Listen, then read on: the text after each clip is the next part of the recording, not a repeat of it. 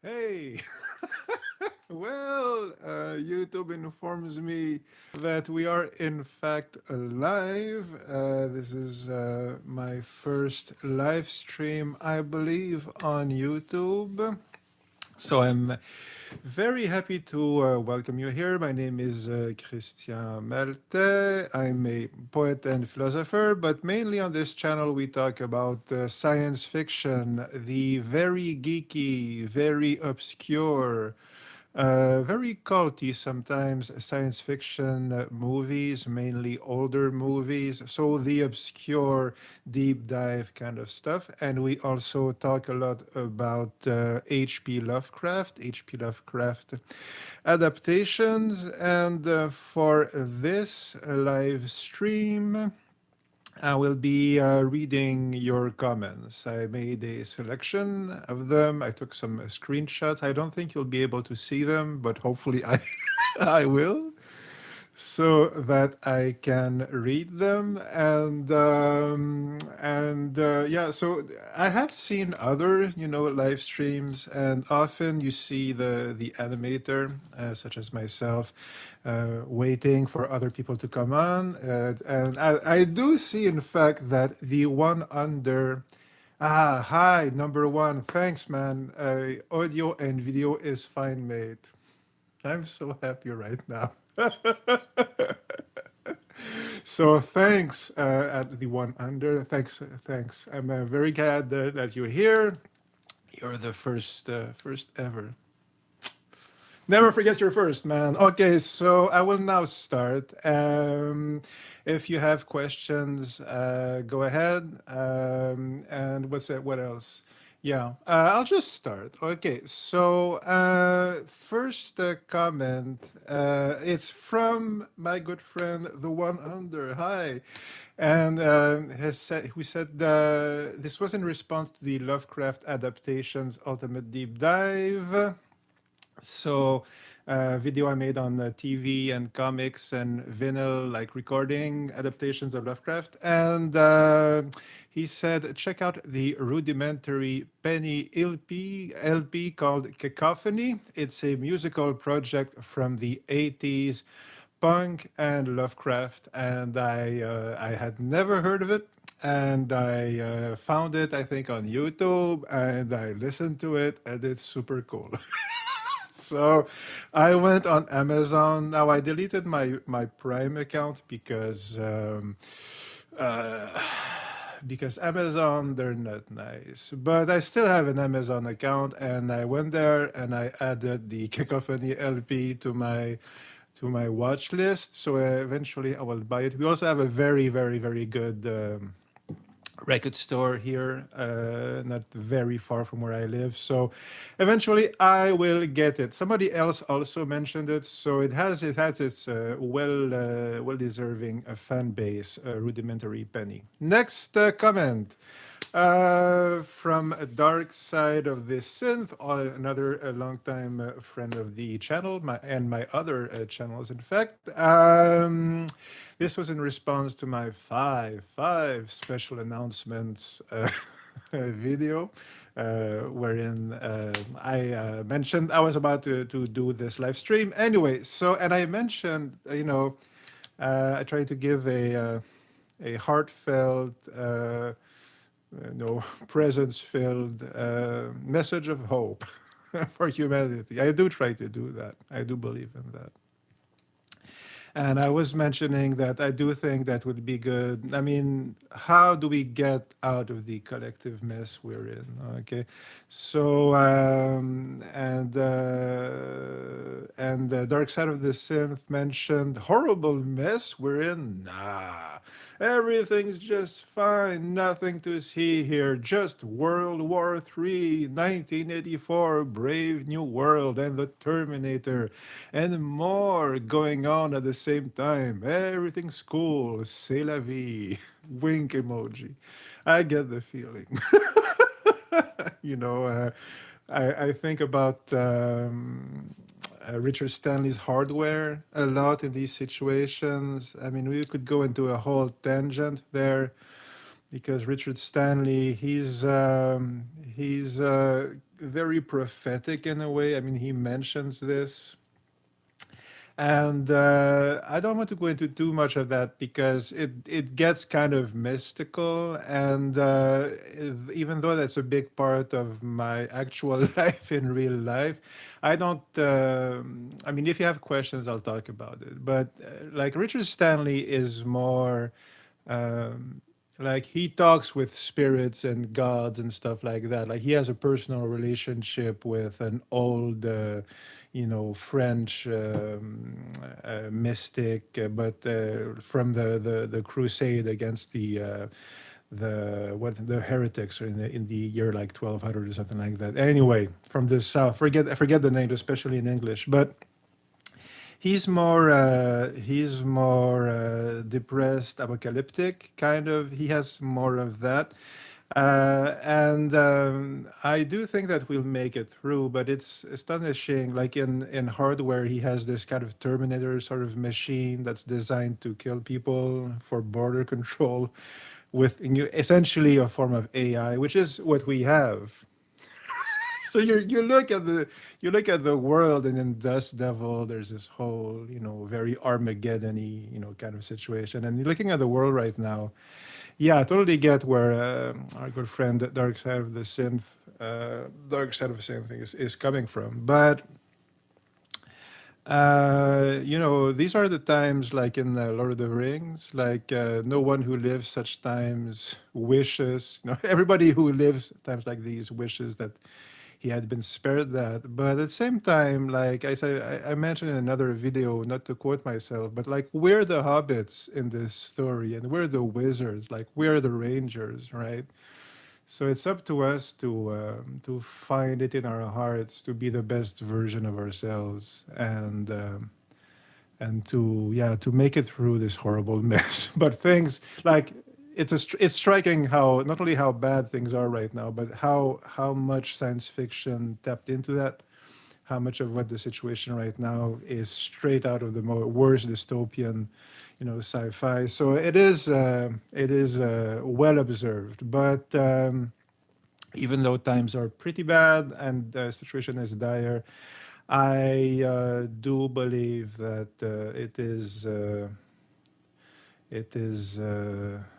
you know it is worthwhile to find all the goodness and optimism in our hearts without being naive about the reality. Anyway, so life is good is my basic point here, even though the situation is pretty bad. Okay, next comment. So this was in response to my Phase 4 video,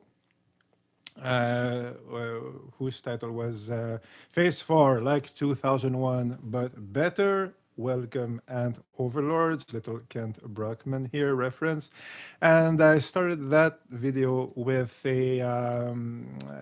what if aliens asked us what are the top 3 best science fiction movies of all time. And Ash a Carrier 6606 proposed his own list of the top 3 movies, sci-fi movies. His was 2001, of course, War of the Worlds and Alien. So I agree. That's a very, very, very good list. Like mine was 2001, Stalker or Solaris, and Phase 4. But yeah, that's a great list. Like War of the Worlds, I'm pretty sure. I'm guessing it's the George Pal version, like the 1950s version, and that movie has a very special place in my heart because when I was a kid, I grew up in a somewhat small town here in Quebec, very nice place, and. Back in the day, double features were the rule of the day. So you always got 2 movies, which was great.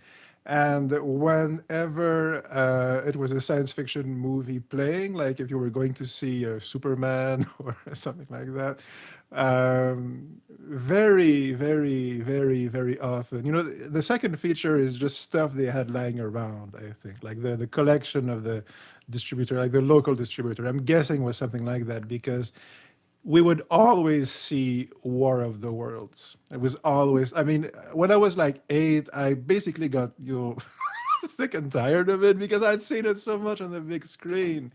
So okay, but I would just love so much to see it again on the big screen. I mean, if you've seen it 12 times on the big screen as a kid, it loses a little bit of its novelty. But now, yeah, I would really love to see it again. And George Pal generally, I just love his stuff so much. It's always very, craftily put together, and the atmosphere is great, and the visuals are great. Anyway, War of the Worlds is a classic, and hopefully we'll get a screening here soon. Next, Bloomrich 1970, about the Phase 4 video again, says, I wish I could have sat down with Saul Bass and have him explain that bizarre ending he made. So the original ending to Phase 4, which is a trippy, hallucinatory, what happens after the hyper intelligent psychic ants take over humanity and the world. It is kind of like very strange. No, it's flying naked people and men living in like sand cubicles and a guy, rising out of the desert with a hole in his forehead, and ants crawling out, but he's smiling, and it's uh, it's uh, it's equal parts total nightmare and strange Jungian utopia, if you like. And yeah, so it's very strange. There's no sense to be made of it. And Blumrich says, yeah, I get it. He was trying to show a future where the ants and humans had become symbiotic sentient species, but damn, the way he showed it. Yeah, so it was really strange. But as I mentioned in the Phase 4 video, what really makes that work, like what makes that sequence what it is that it's pure language of the subconscious, like the Jungian subconscious. And when we talk about topics like that, we're in trouble in the modern, certainly Western world, because we don't have good everyday like vocabulary to talk about these parts of our psyche and hence of our nature, like who we are as beings. And so we have this lump term of like unconscious and like blanket term, unconscious. And we also have subconscious, but which is which? How do they play with each other? What's their interactions? And are they the same thing? Do they have subdivisions? All of that. It's all kind of a confused mess as far as the general conversation is concerned, and also even like the specialists, like the if you want psychoanalysts and psychiatrists, like no one agrees on what's really going on there. But we do have general tendencies, and we have, the Lacan-Zizek school, which is basically that there is no subconscious, and if you believe there is, you're a stupid idiot. Thanks, Zizek.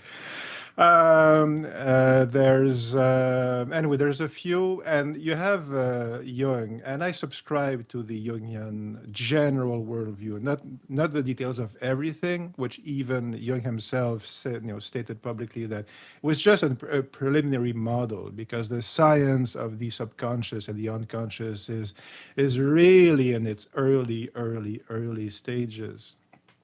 And how much of a true science it can ever hope to be, well, even that's up for discussion, because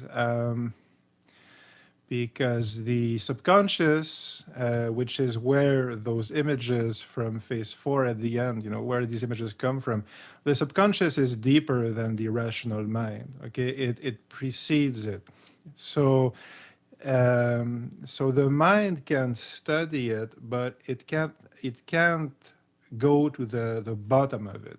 Okay, and in fact, even our own consciousness, like our awareness of ourselves, like the person who's talking to you right now, even that is too superficial to really get to the bottom of who we really are as people. Like the truest depth of the unconscious, like the mystery of Isis, if you like, and the priestess tarot card. So that deepest part of our psyche, like we don't have access to it. Okay, so Run Chick, hi. You've seen. Okay, I will. Alexander, hi, Alexander. I will get to you in a second. So yeah, so the idea here is that the phase four is that ending, the language that is being used is straight out of the what I will call here, just to keep things simple, like the Jungian unconscious. So like that deeper, the dream logic generator, like the dream image generator. So it speaks directly to that part of the psyche that is beyond emotions and thoughts, which is what makes it so powerful, but which is also what makes it impossible to understand. So David Lynch works on that level. That's a very interesting, use of that. Like it was actually really brilliant of Saul Bass to use that as the language of the ants, because that is truly a hyper intelligence that is light years beyond our own, everyday comprehension. Like our own subconscious is the ant overload of our lives. Anyway, so yeah, Alexander, hi. You've seen quite a few films produced in the USSR. Can you now name any common characteristics of Soviet science fiction cinema, its fundamental differences from Western ones? That's a great question. Usually, Soviet science fiction films are optimistic. Uh, and so that was, from what I understand, that was part of, I mean, you did have a lot of censorship in the Soviet, cinema industry. So that played into the type of movies they allowed to be made until the 80s, where the rules changed. But so there are some structural reasons for that.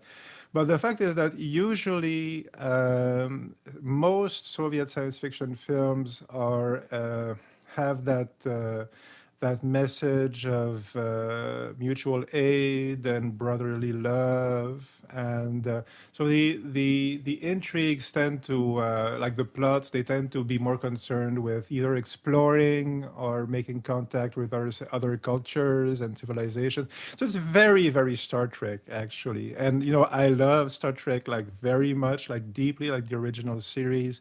And that ethos of Star Trek is very, very, very present in a tremendous lot of Soviet science fiction. There's also, a side note.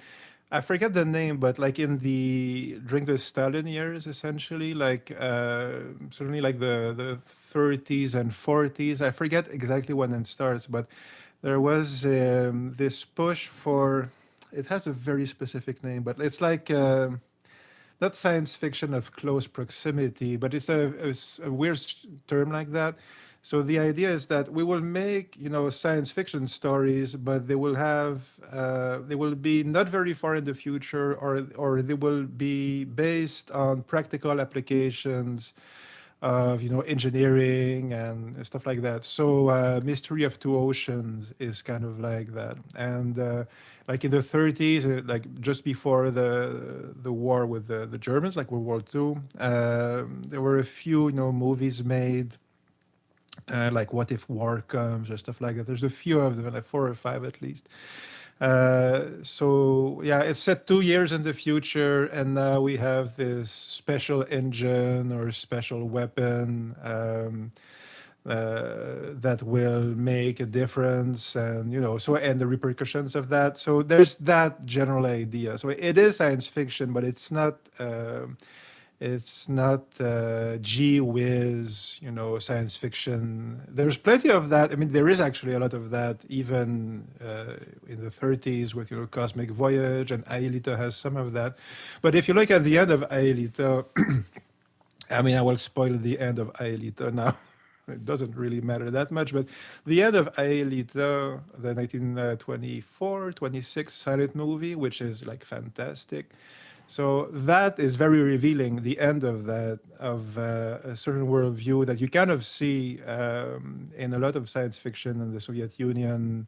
I think up until probably the 60s, maybe more, which is that all the Mars stuff in Aelita, Queen of Mars, is just the dream of this engineer who's having a hard time with his fiancée. And this is just after the revolution. And so he has this dream of a prince, a queen on Mars, and there's the evil vizier, if you like, the evil priest who is manipulating the people, and there's a revolution and all that. So and that all that stuff is so good. I mean, with the futuristic sets, it's fantastic. But at the end, the engineer wakes up from his dream and he's built this, very sophisticated, prototype and the plans for a spaceship to go to Mars. And again, spoiling the end, but he burns it. And he burns it. Why? Because now we have done the revolution and we have no time for childish, waste of time, really. Like, it's not time to go on Mars. It's time to build, the country and industry and from what I understand, I think what I'm about to say is just factual and non-controversial. Like the Soviet Union was industrially very backwards. I mean, it was one of the most backwards in terms of technology and just industrial, the level of the industry. It was, it had a lag. It was a couple of 100 years, lagging behind, let's say, Britain or something like that. So the Soviet Union, from what I saw, it was very important for them to build that industrial base, which they didn't have, and they were starting from nothing, from a very basic agrarian society, like with serfs essentially. So and they did it. So they built it from scratch essentially. So many horrible mistakes were made and bad things happened, famines and stuff like that. But the fact is that they did have to build an industrial base from nothing, and they did it in basically 20 years, and it was a tremendous success. And that's the kind of the background behind that idea that we shouldn't be like fantasy is bad and science is good, and let's keep things grounded. So when I say fantasy is bad, obviously it's more subtle than that because Soviet movies have a rich tradition of absolutely like wonderful and amazing, like children's in particular fantasy movies, which I love deeply. But it's not that sort of fantasy. It's more like this general feel of we must be fact-based and science-based as opposed to religion-based. And so there's this just vague popular Marxist interpretation of it, which plays into it. So the general idea here is that it's more optimistic. It tends to be more grounded in certain ways, and especially like before, like the 1950s, there tends to be a tendency to be more towards the short-term scientific progress than the long-term. And afterwards, yeah, that would be. I would say that's that's my quite elaborate answer to the main difference. Obviously, the budgets are smaller. That plays into it. But yeah, the last thing I'll say about Soviet movies for now, in response to your excellent question, Alexander, hi again, is that they're quite often based on literary works. And again, that's very interesting from what I understand of Soviet society and like the relationship to literature and that would be quite a topic because again, I'm not from there, so I do try to keep informed. But from what I understand, well, if you have the feeling I get, okay, because so many of the movies are based on books actually. So the feeling I get is that okay, if you have this very like in under the czar, right? So yeah, essentially you have a feudal society, okay, basically, and so I don't know like the idea I get is that the Soviet Union was trying to be to spread literacy. Okay, I don't know how well it did, but I think that was a priority there, and I think the idea that we should be intellectually and culturally of a high level in general. Okay, so that preoccupation. Okay, so to rise the level of the masses culturally, but in a non like in a respectful way, like in a loving way, if you like, okay, in a well-meaning way, okay. So not based on contempt. And I think the literary part, I get the feeling it played into it. I mean, that was part of it. Like our science fiction is literary, which means it's intellectual and culturally valid, okay. And so again, there would be a huge, massive direction, a conversation in that direction. And there are parallels with certainly the States because science fiction was also considered childish, but they dealt with it in other ways. So yeah, so lots of literary adaptations tend to be more intellectual, not always. And again, a lot of short-term applications. And the main thing is this general feeling of mutual aid and brotherly love and wanting to communicate in good faith with other cultures and a constant appeal to friendship, which is really, really endearing. And which I do think says something about at least part of the Soviet project. And again, I'm quite critical of it, but I do think that that part. I mean, I tend to think you can't fake that. I mean, I may be wrong, I may be naive,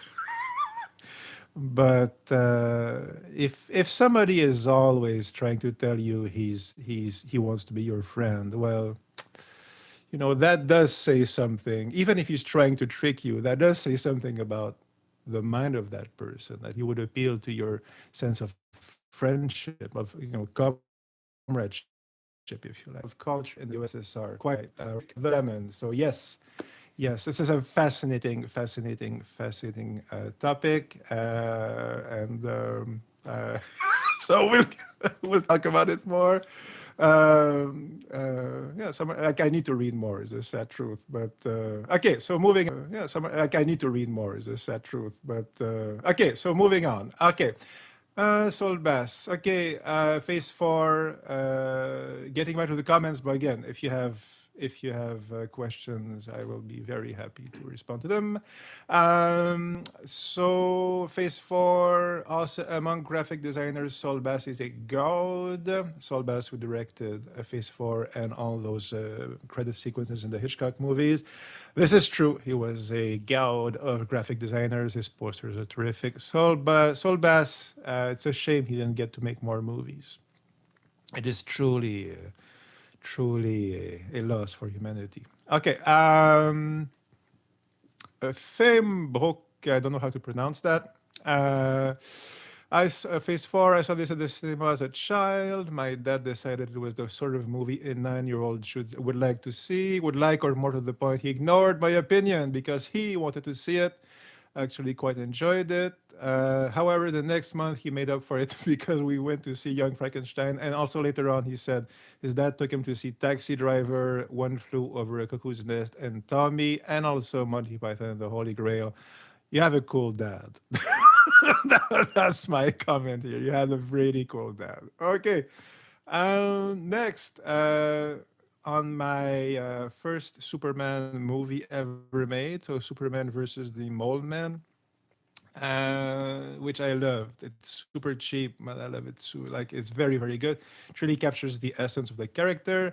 And Hammock Rider says, looks interesting, but Christopher Reeve, my dude. Christopher Reeve is a superlative Superman. He really got it.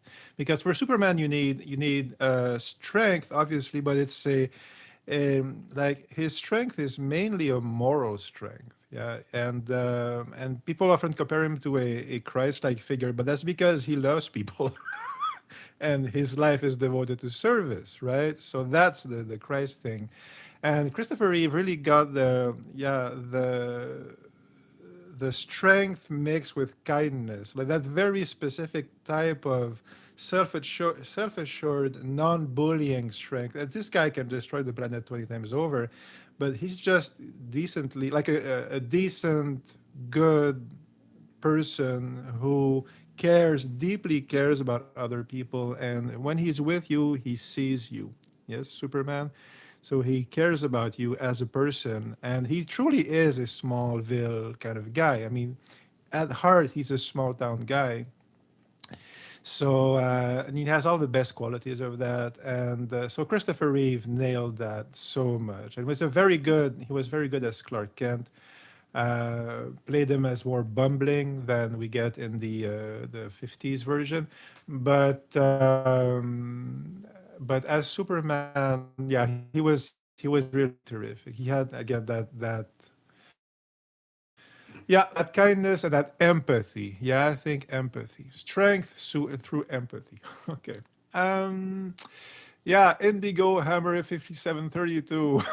This was in response to my video about the Bed Sitting Room, the Richard Lester movie with Spike Milligan, co-written by Spike Milligan. So the video was called "At Last," the 1969 Fallout movie Monty Python never made. And our friend, Mr. Indigo Hammer, responds, avoid this infantile garbage. This is me. Wow. The incessant references to a video game made this irritating and unwatchable. Well, my friend, uh, okay. Well, my main point here is that I admire the fire of your opinions, like, you know, but uh, uh, it says Fallout in the title. That's all I'm going to say. Okay, it says Fallout in the title, so you have a hint.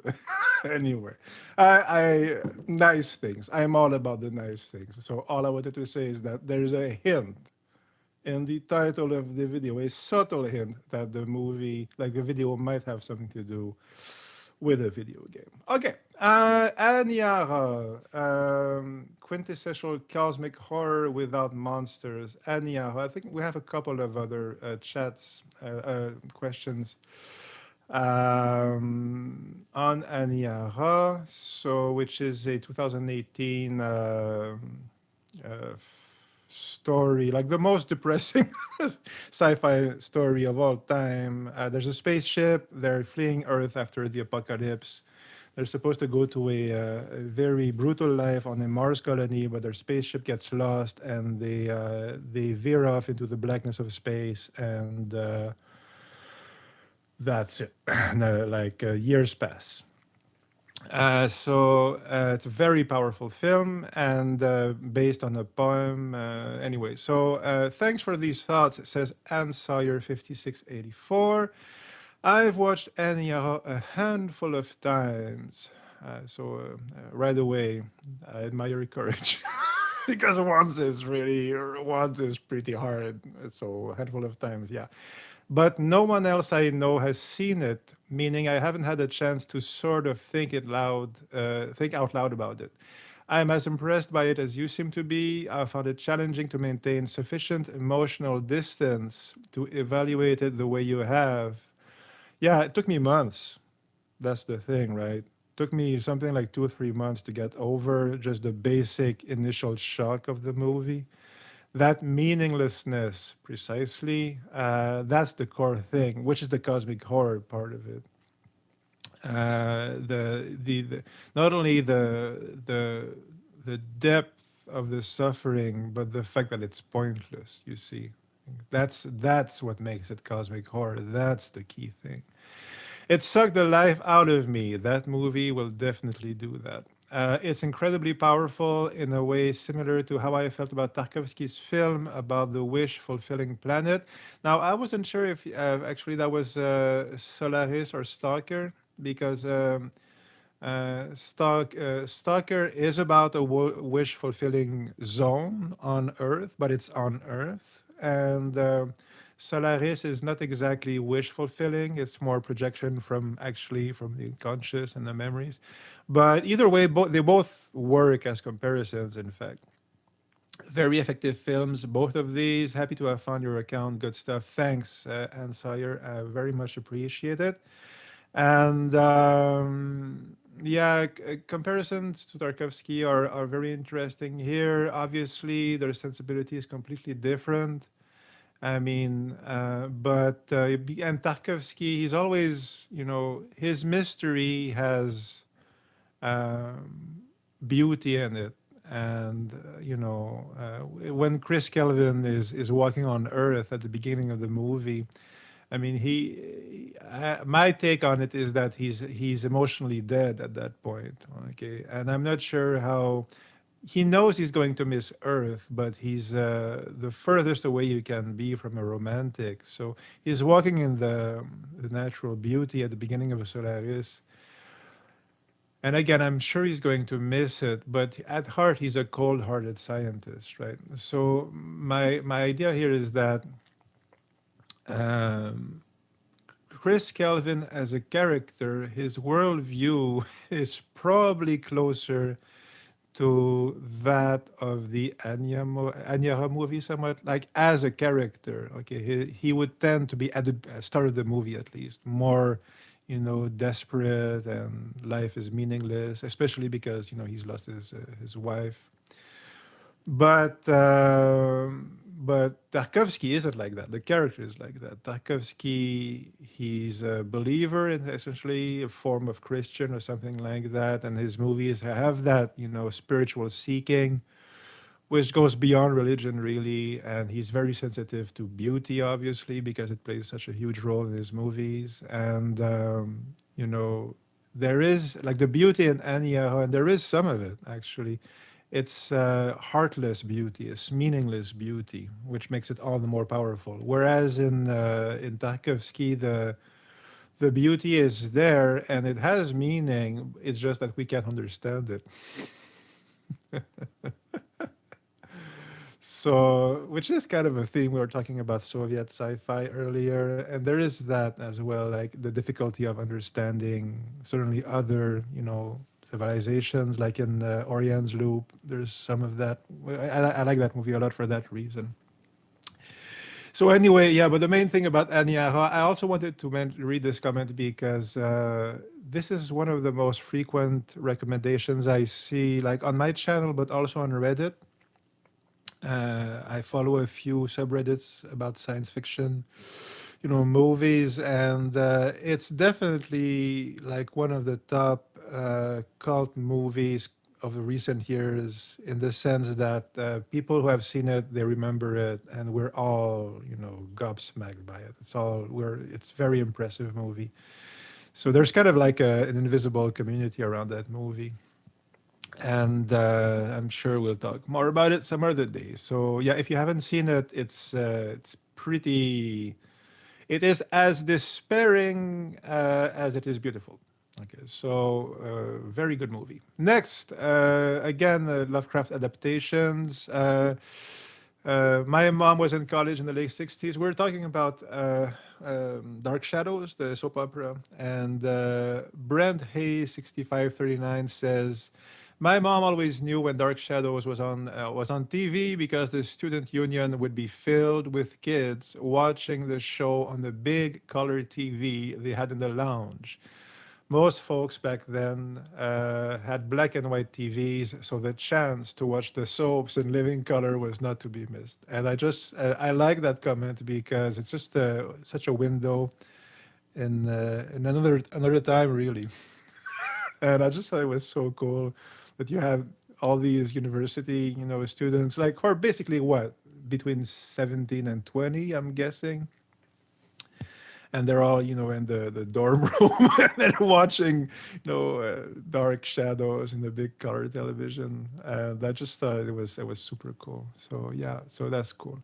um quick on this one, same Lovecraft adaptations. Richard Davidson says, a regional radio series in California named The Black Mass adapted two Lovecraft stories in 1967, The Outsider and The Rats in the Wall, later released in a limited edition bootleg LP. So also mentions comic books. So those I would love to hear those. I did not know about them. I did my research before doing the video, but I did not see those radio adaptations, and they sound terrific. And I would really love to hear them. Okay, going to get a little drink of coffee here and water. How are you doing? I hope you're doing great. If you have questions or comments, again, I will be more than happy to read them.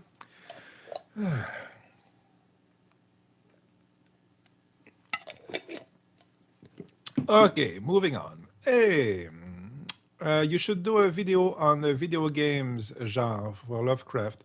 There are so many good and a few bad takes on Lovecraft stories. So, my favorite video games based on Lovecraft are Shadow of the Comet, the old PC game, which I did finish. I had the walkthrough for the maze because otherwise the maze is impossible. You just get you spend a whole week just dying every 2 seconds. But that was fantastic. I have Prisoner of the Ice, which was the sequel. I found it, like the CD in the Goodwill store. I haven't played it yet. I would be curious to, though obviously these days you need a special emulator. I almost finished the Xbox game. Which was what Shadows, Dark Corners of the Earth, or something like that, Call of Cthulhu, Dark Corners of the Earth.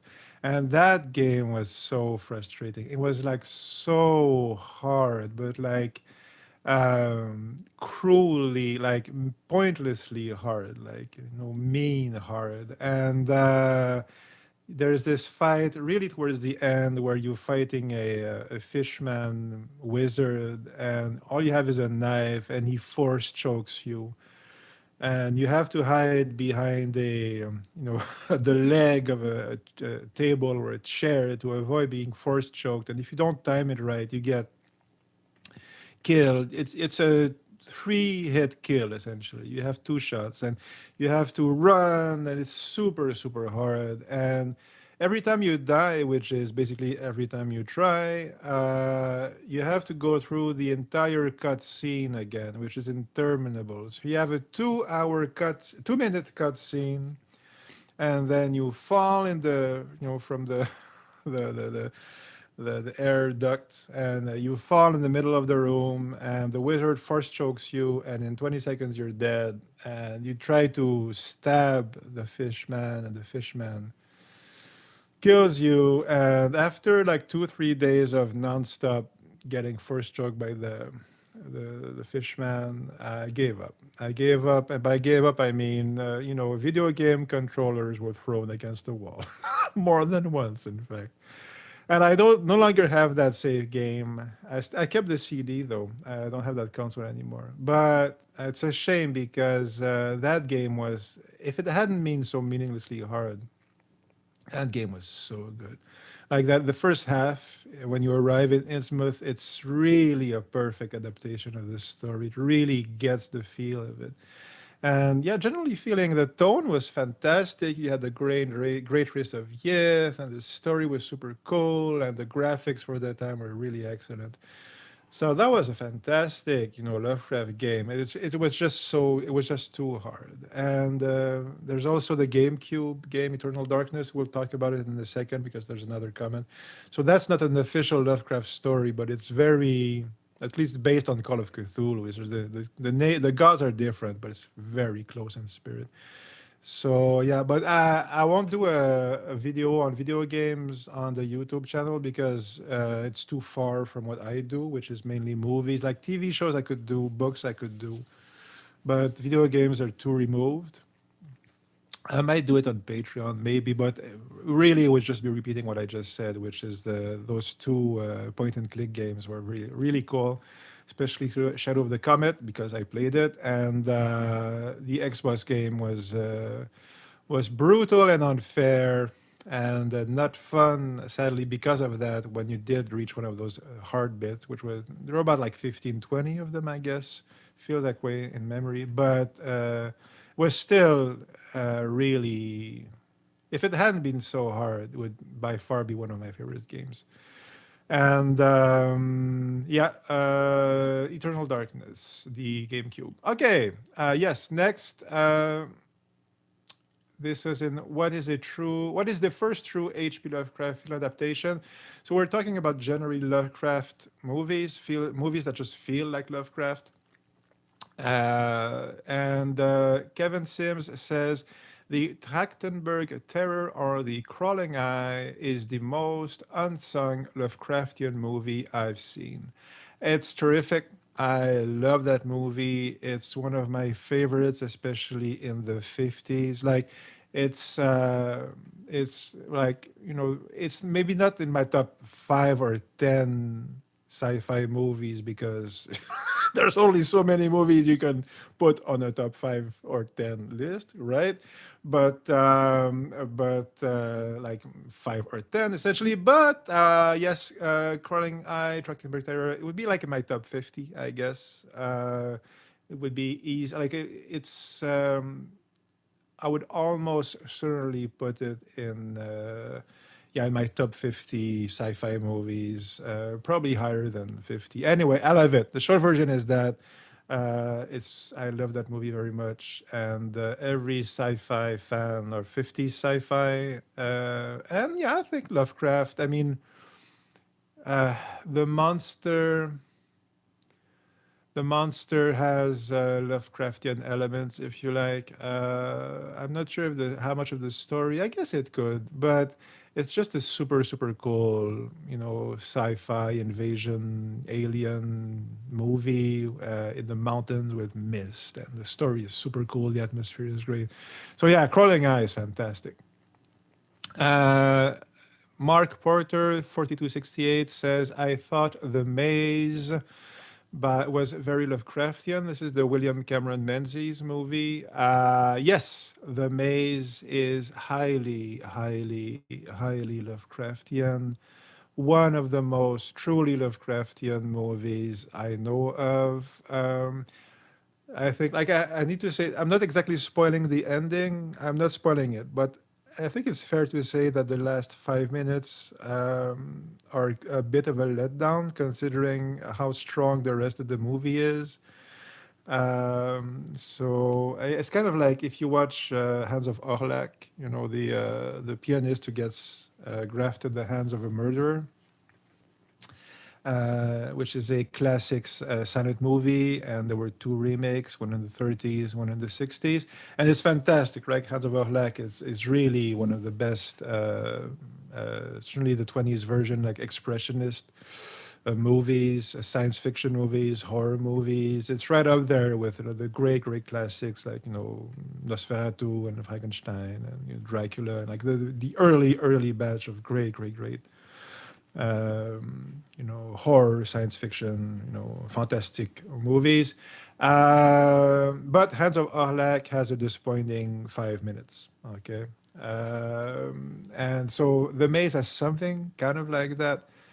And I think I prefer to tell people to say that in advance, because once you're prepared for the fact that the ending is a bit of a letdown, and having known that, you can ignore it and you can just enjoy just how good the rest of it is. And so you have, I think it's an American guy, and he inherits a mansion in Scotland, or he gets a letter that he needs to come back. Anyway, so it's the old guy moves back into the old family house, right? The cursed old family house with the cursed family. So that's like a lot of Lovecraft stories right there, right? This is a very typical Lovecraft premise. and the whole feel of the movie is like that. And I won't spoil anything, but there are other things in there that you'll definitely tell yourself, "Oh yeah, that's 1,000% Lovecraft." Like even what we think of as Lovecraft, and the visuals are great. Like Menzies, he did Things to Come. So and didn't he actually film War of the Worlds? I'm getting confused now, so don't quote me on that one. But the George Pal version, anyway. Normally I would check on the IMDb, but he did film Things to Come. That's for sure. So he was a very good visual storyteller, and the maze itself in that movie, it looks fantastic. And that visual as well. It's kind of reminiscent of or preminiscent of the eerie altar in Dunwich Horror. It kind of has that feel, that very again Lovecraftian image. So yeah, the maze is fantastic. Rumchick the Lemon. Hi again. Are you familiar with Robert E. Howard's works that were influenced by Lovecraft, and which ones could you highlight? This is a very good question. So I'm only really aware of, I know one very well, okay, which I think is People of the Monolith. I think that's what it's called, which is very, very, very close in spirit to Lovecraft. And I think you have that, like some, like, those stories, like that one in particular, I read like when I was 10, essentially, in French translations in anthologies. Okay, so I'm not sure of the English collections, but I'm pretty certain People of the Monolith is the title. It's a short story. I think it's maybe 10 pages or something like that. So it's a poet, and he's just written a recueil, like a book of poetry, an anthology of poetry, and strange things happen, and it's very Lovecraft. And that one I would recommend. And the other thing, okay, so so when I was again, a lot of these things I read as a kid, right? Okay, like a teenager, and so all the Lovecraft stories, I had all of them. So I read them, voraciously. But Conan and Robert Howard was actually really hard to find. So it took me a long time to actually start reading them.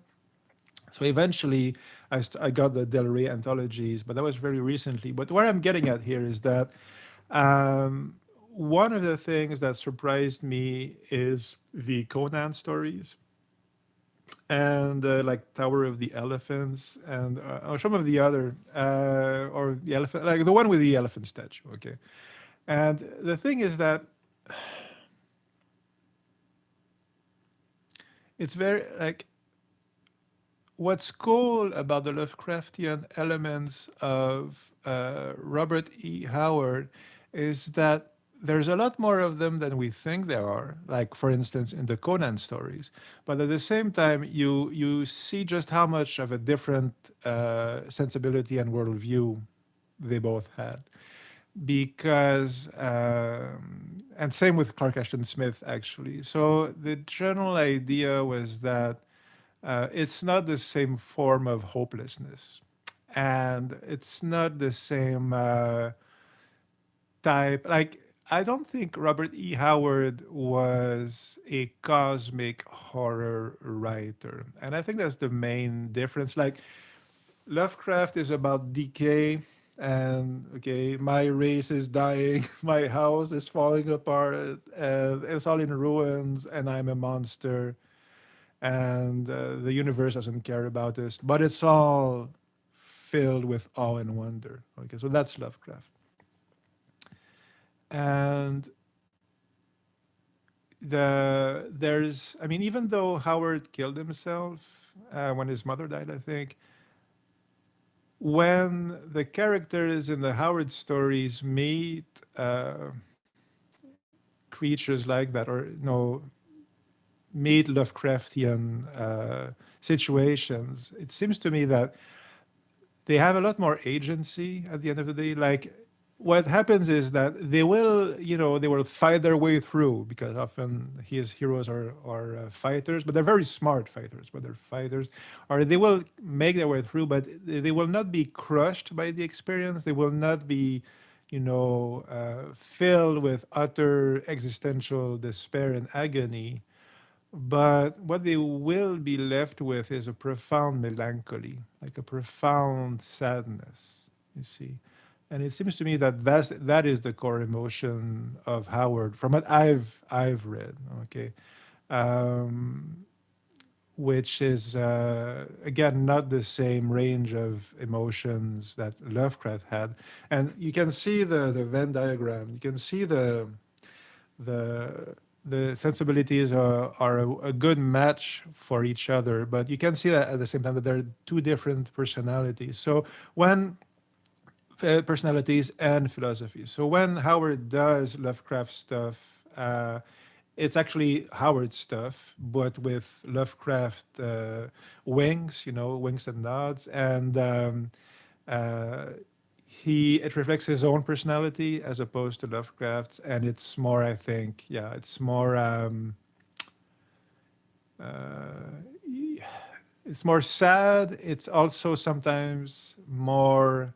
It's not hopeful, but yeah, again, the like Conan makes he succeeds, right? He wins in the stories at least somewhat. So he's not crushed by the situation. There's no oh my god, the hand, at the end of a Conan story.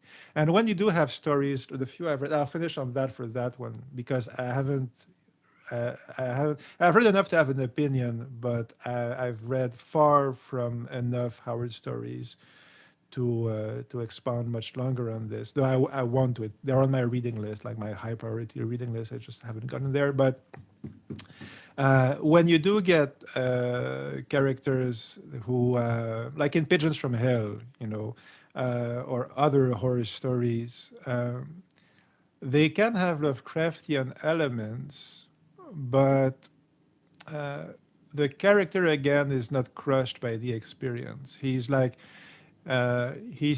talking to his circle of friends one stormy night, and here's the most scary thing that ever happened to me, and stuff like that, right? So he was scarred by the experience, but he wasn't destroyed by the experience.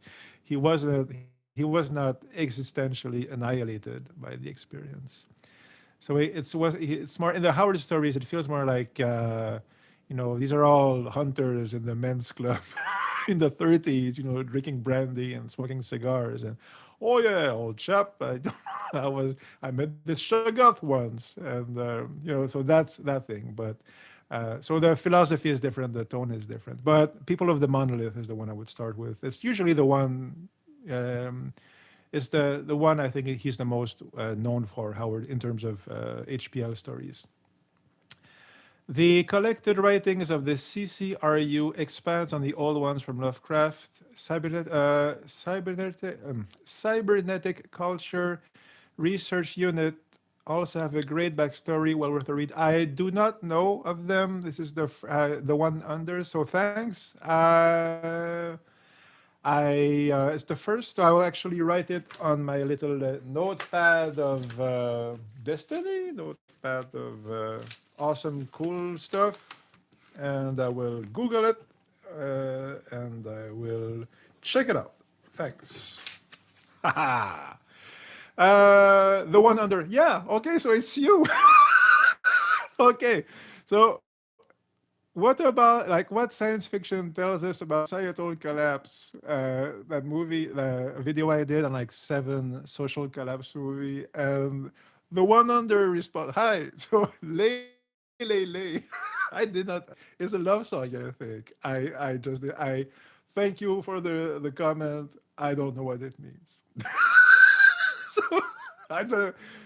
If you want to explain it, I don't know. But thanks for the comment. I was kind of disappointed that nobody watched that video, but that's YouTube nowadays. And but I thought for sure Lord Humongous is gonna bring the clicks because I thought it was an important discussion to be had. But anyway, Next, Carl Bunker. Thanks, Carl. Hi.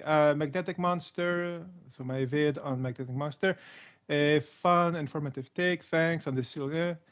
Yes, this is mainly about there's a pancake scene in that one, and I talked about the pancake scene in Magnetic Monster endlessly.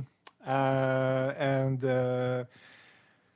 Yeah, if you watch the movie, these are the best look. Like, there's a subplot with a married couple, and they don't even bicker or argue. They're always happy to see each other, and they spend about 10 minutes of the movie um, saying just how good their life is. And anyway, so oh man, okay, yeah. Anyway, the pancakes are great.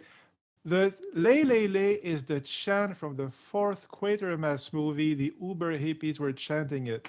Fuck. Okay, I was about to swear because I had forgotten that, but I raised my head to you. That's so cool. That is so cool. Wow. I'd forgotten that.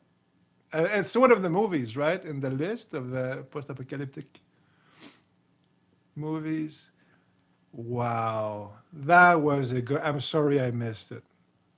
At the one that was a great reference. Okay. So, yeah. Very cool. Seven Lovecraft film adaptations that actually feel like Lovecraft. My biggest video ever. 40,000 views. So I will say this, like a little parenthesis here. Okay, so I'm what you would call a small YouTuber. You know, I have quite a few channels, but they're all very small. And this one had 40,000 views. And I see YouTubers like deride 40,000 views on a video because that's considered small. But for me, it was like, gold record, right? So that was cool when it happened. And your old pal Jerky said, speaking of Del Toro, because we're talking about his Mountains of Madness adaptation with Tom Cruise, which hasn't been made so far. I'm kind of surprised that no one in the comments mentioned his Cabinet of Curiosities anthology series, which he produced for Netflix with a bunch of top genre directors. And okay, so he mentions that they did two versions of Lovecraft Tales. One for Pickman's Models and one for Dreams in the Witch House. Okay, and our old pal Jerky also mentions the Stuart Gordon Dreams in the Witch House from Masters of Horror. Okay. So first, that's perfect. That's excellent. That's very good. The Masters of Horror, Dreams in the Witch House. I highly recommend it. I mean, it has cheap stuff in it. I mean, it's not perfect, but when I think of a A1 TV adaptation of Lovecraft, it's basically the first one that comes to mind. Mainly for the when he has his computer and he sees the non-Euclidean angles of his bedroom. That's so cool. So yeah. But the two Netflix shows, the Cabinet of Curiosities. So I watched them, and the truth is, okay, so again, usually, okay, my kind of mission on these YouTube, thanks, Ramchik, thanks, my pleasure, man. Um, so my take on these is I like Del Toro a lot. Okay, I love him like actual love. Okay, I have an anecdote on that, which I will perhaps mention. I was in a room. Okay, uh, a crowded auditorium where he walked in, and there's a story there which involves love and Guillermo del Toro and the power of love. But not to get sidetracked, stay on focus. So I love him. Actual, like, it's fantastic. And but I did not enjoy the two adaptations. I thought they looked great, but I thought they missed the point of the story. They felt like betrayals, actually, to me. Okay. But why do I mention this? Because my whole mission here, which I was about to mention, is I look for the positive, okay, in these movies. Okay, so I try. My goal is to be sincere and to be intellectually honest and to be, as rigorous as I can, you know. uh, but I do make an effort to be, yeah, good faith and intellectual honesty, and focus on the positive. Okay, so that's why usually I haven't talked about them, and that's why I was hesitant to mention them because I did not like them. But I do mention them because there was one thing in the Pickman's model uh, episode that really blew me away, and that is the Crispin Glover interpretation of Pickman. It's Richard Upton Pickman, I think, the full name of the character. He plays Pickman. Uh, he plays him with this thick, like old New England accent. And I was never a fan of Crispin Glover. I barely know him. I mean, I know what everybody does. I mean, I saw him in Back to the Future, and I saw his weird Letterman interview, and he always came off as very weird. I mean, he has the small cameos in at least one David Lynch movie. Like he plays the creepy uncle in Wild at Heart, but you can't recognize him. I mean, he's wearing a Santa Claus suit. I mean, you cannot recognize him, right? But okay, but people kept saying, "Oh yeah, he's quite the eccentric, but he's really a brilliant actor." And the guy who played Biff in Back to the Future, he says like, "No, Crispin Glover is the heart and soul of that movie. He's the one who made that movie what it is, and like that raises it to that higher level." Anyway, but I say all that just to mention that I was not. I came in with a vague curiosity, about the Crispin Glover performance. I was, as far as I was concerned, he was a slightly over evaluated actor who does weird things, and I kind of had that, preconception, and I already disliked it because I did not like the you could tell right away that they were diverging from the story, and as it went on in ever increasing ways. But Crispin Glover's take on Pikmin is so brilliant that there is no reference point to it really in certainly television performance. So this is a guy, Crispin Glover, who looked at the story and he said, okay, we have this brilliant, sensitive painter who's also, again, I'm going to spoil the Lovecraft stories, okay, Pickman's model. Okay. So he's in kind of league with ghouls, essentially, So Glover looks at that. Okay, a New England artist, young, from this old New England family, and he's very sensitive, and he makes paintings, and he's super talented, and he makes paintings based on what he knows, which is ghouls eating, cadavers, essentially, monsters.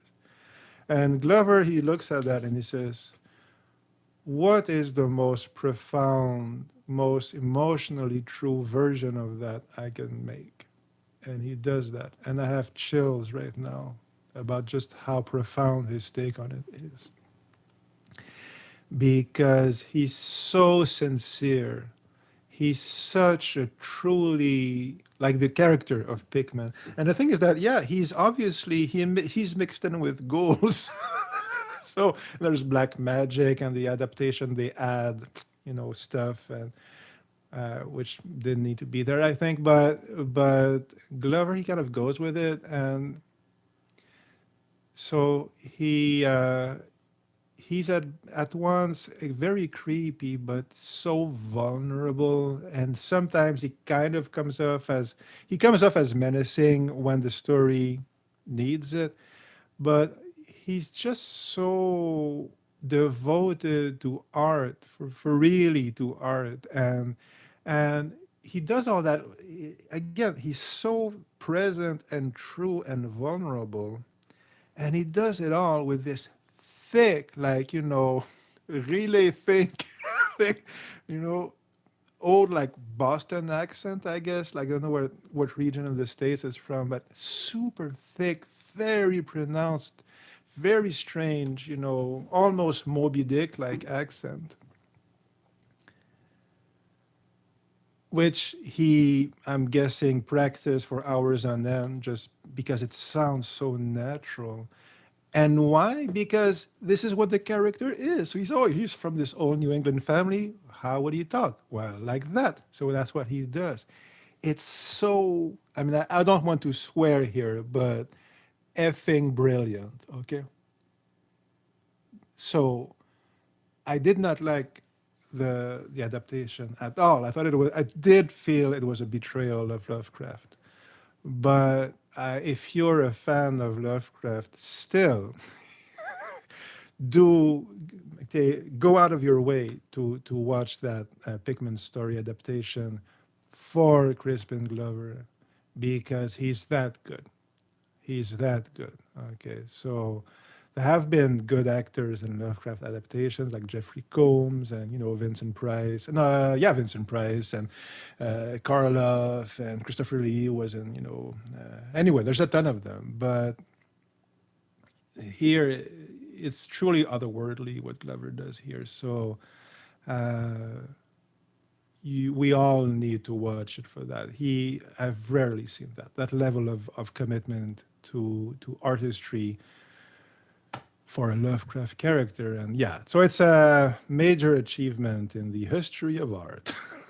And the Dreams in the Witch House, it's not as good because it doesn't have that interpretation, but it's not as big a betrayal of the original story. And they both look great, and the visuals are great. I just feel like the directors, they they didn't have a feel for the material. The directors didn't get it, but Glover got it. Crispin Glover got it. So yeah.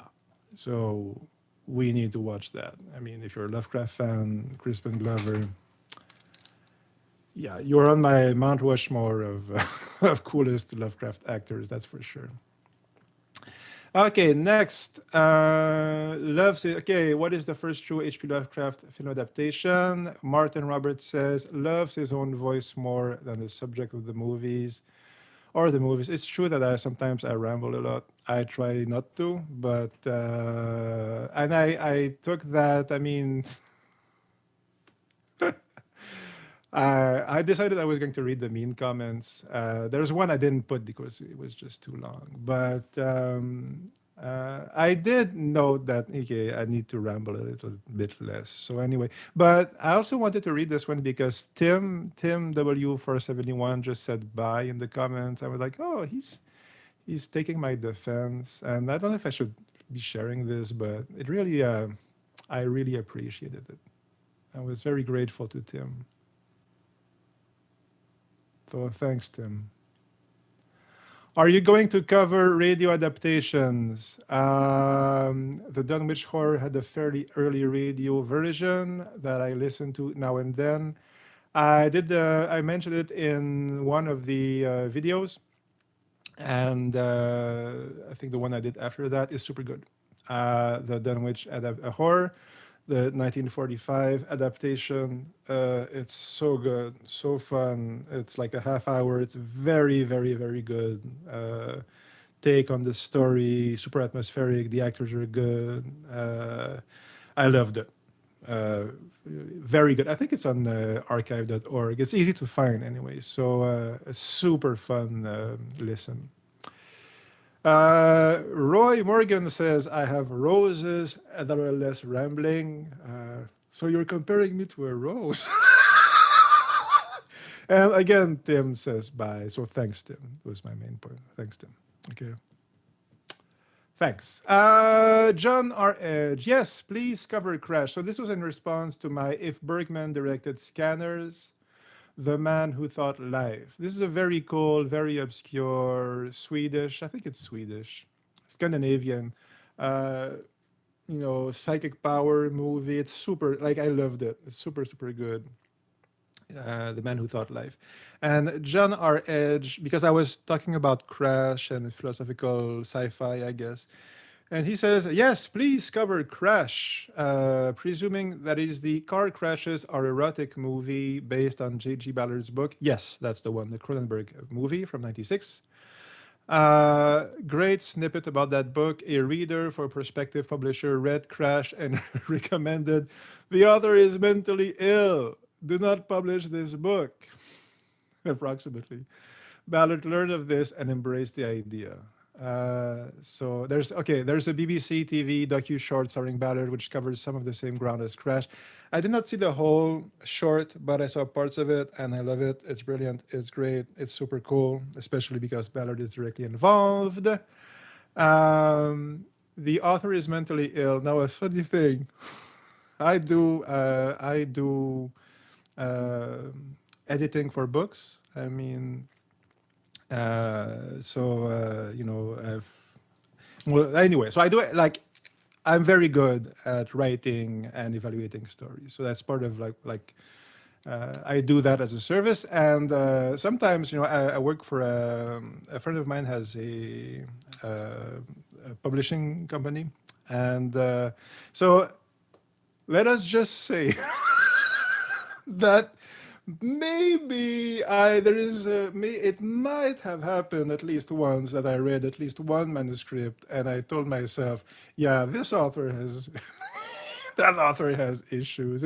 That happens more often than you would think, but Crash is a lot better. And I wanted to talk about it here briefly, this one, because I've been working on the Crash video for like more than a month now, and the core idea is that Cronenberg's Crash is the most important philosophical science fiction movie of our age. Okay, and the core reason for that is the core reason is that it is in fact a perfect representation, and I think a deliberate one, though probably not entirely conscious, but still deliberate, of the problem that Martin Heidegger points to in the question concerning technology, which is that you have there are two basic ways of interacting with the world, if you like. One is to let the things reveal themselves to you. So what is this? What is in this thing that is trying to express itself to me? Like if I'm eating a strawberry, right? So all these things, these sensations, this experience of the strawberry, right? Very basic example, but okay. So there's that. Okay, and if I'm talking to you, if I'm wanting to interact with you and I want to know the truth about you, well, I can let that truth reveal itself to me by just being attentive to you and listening to you and observing you and just being receptive to you, who you are. Okay, so that is the one basic way of interacting with the world. But in the question concerning technology, and this is about Crash again, and also about why I haven't made the video yet. Okay. So in the question concerning technology, Heidegger basically says, well, we live in the technological age, and it carries a big problem, which is possibly very dangerous, and which he explains, and which is basically that, okay, we think we know what technology is, but we mistake gadgets for the essence of technology. Like what is really being expressed through the technological objects, right? Okay, so I have a computer. The computer is a piece of machinery, but behind it, there's like an impetus behind it. There's a certain way of being with the world that is behind that. Okay, and so he says, like the essence of technology, what technology truly is, so its essence in that sense, like the basic definition of it, what makes technology technology, isn't anything technological, i.e., a gadget or a phone or a computer, but it's a relationship to the world, okay, and to truth, like to the, and that relationship is that instead of interacting with the object or the thing or the phenomenon in a way that it reveals itself to me, I will use it for my own ends and transform it into what I want it to be. Okay, and this also reveals something about the nature of the object. Okay, and it is a way of revealing the truth about a thing or a phenomenon, but it's very dangerous because it's very easy to lose touch with the core beauty of the thing, or the core, like it's very easy to destroy what is precious, or to ignore it, or to exploit it, those general themes. Okay, and the core issue is that Heidegger says that, well, the big problem is that if we start doing that, if we have that technological relationship with things, well, it won't take very long before we start having it with each other and treating each other as means to an end, right?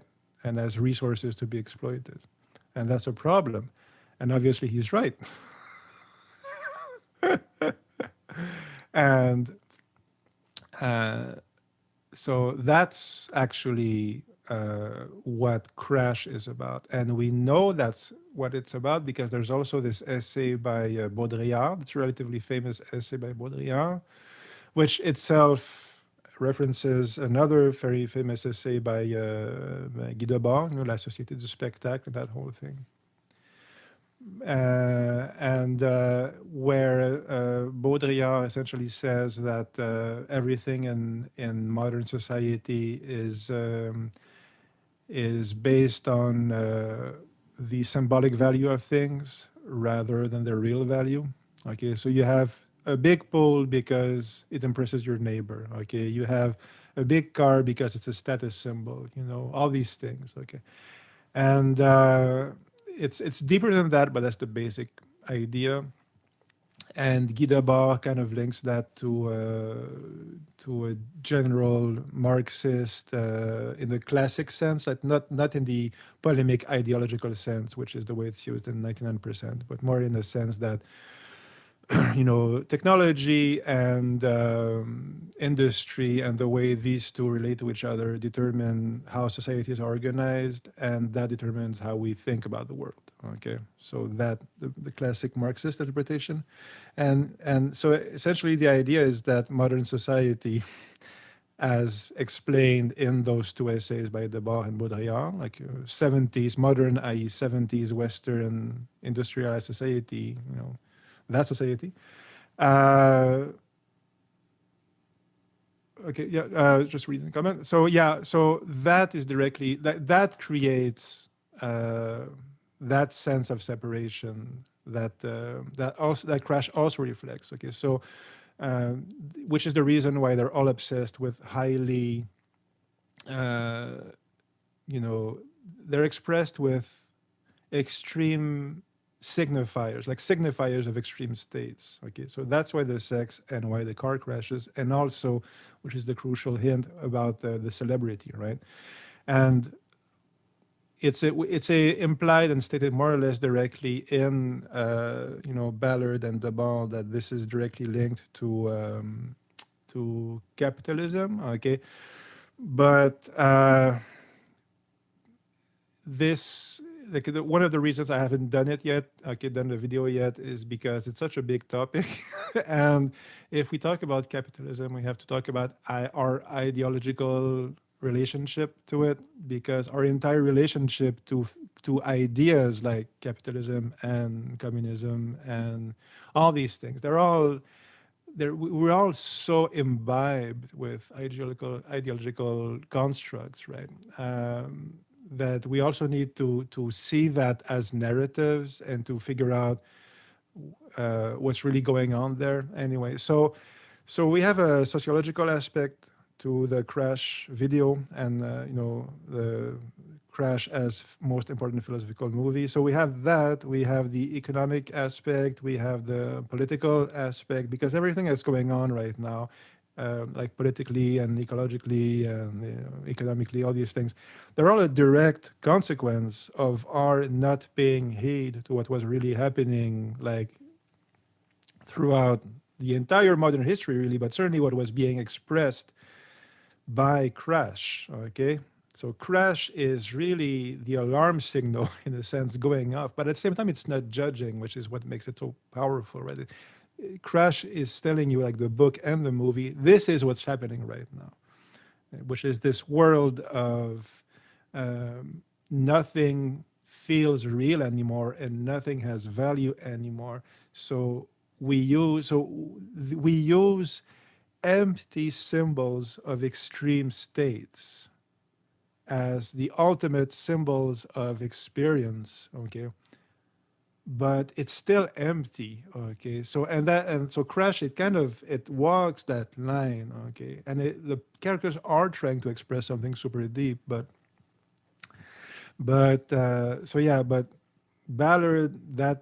that story and the Cronenberg movie, it straddles that very razor thin, micron thin line, and so it's about the question of modernity. It's about the entire economic structure of the modern world, the entire society, really, our way of relating to the world and all these things. So yeah, it's the most important philosophical movie of the modern age, because it's such a good adaptation of the book. But I need to reread the Baudrillard essay, which is really, really good, but I need to reread it. And I need to read the Debar book. And I need to do a lot more reading. So the more I read it, the more I think about it. Okay, I'm reading this stuff, but I still have a lot of reading before I make the crash video. Though what will probably happen is I will make a video just on the Heidegger thing.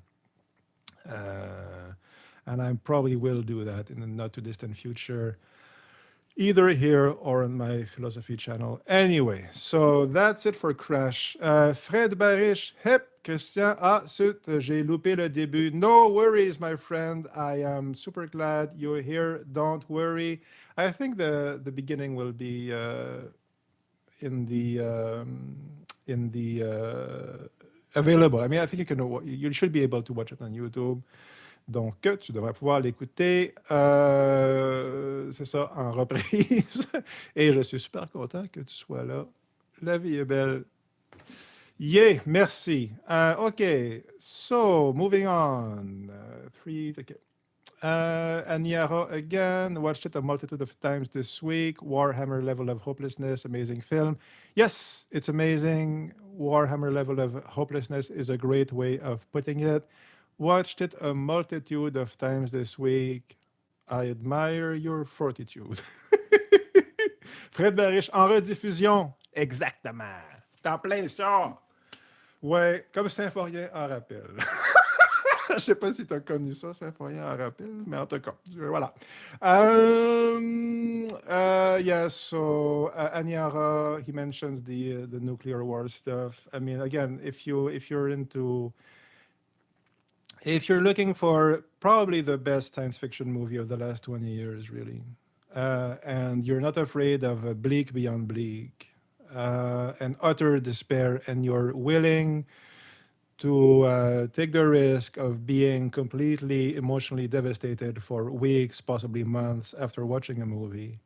If you are willing to go through all that, it is worth it because Añejo is just that good. Is Solaris God? So John R. Edge responded, there is an Icelandic mini-series called Katla, which it was on Netflix, which has some parallels with Solaris. I won't do spoilers, but in my opinion, Katla presents a more understandable scenario. This is a great recommendation. I have not watched it. I did find it. It is on my list. My list is quite long, but like my must watch urgently list has about 200 titles on it. But this one is on it, okay? Um, a more understandable scenario on Solaris. So very quickly here, the thing that's interesting about Tarkovsky is that I read a book of interviews with him, and he explains it. He explains all of his movies, especially like Stalker and Solaris, in very simple terms. They're very when he explains them, they're very easy to understand. But his explanations are always super like disappointing, like basic and disappointing. Except that, well, first of all, it doesn't take away anything from the movie because his movies are profound beyond profound. And there's a very interesting thing going on here because his takes are very not they're almost superficial, but his movies are so deep. So he truly is a poet. Essentially, so his movies work as poetry. But he said something about Solaris which I had totally missed because it's not explained in the movie. Like the movie Solaris, uh, there is no clue of what I'm about to say. Okay. But and I'm going to spoil the ending of Solaris in 3, 2, 1. Okay. But okay, should I spoil it? Okay, I will tell you what. I will not spoil it here just in case. Okay, but I will do a special short video. Again, I will note it. Okay, do short video, and it will be a spoiler-filled video on the end of Solaris. I will try to keep it short, like 10, 15 minutes. I always say that. I always then end up talking for an hour, but and it will be, you know, stated this is all spoilers, and I will talk about that ending because, you know, everybody's on YouTube. On YouTube, everybody these days is always saying this changes everything. You know, it's the sketchy, clickbaity things, but truly this does change everything, at least as far as Solaris is concerned. So I noted it here. It will be on YouTube and Patreon as well. Okay.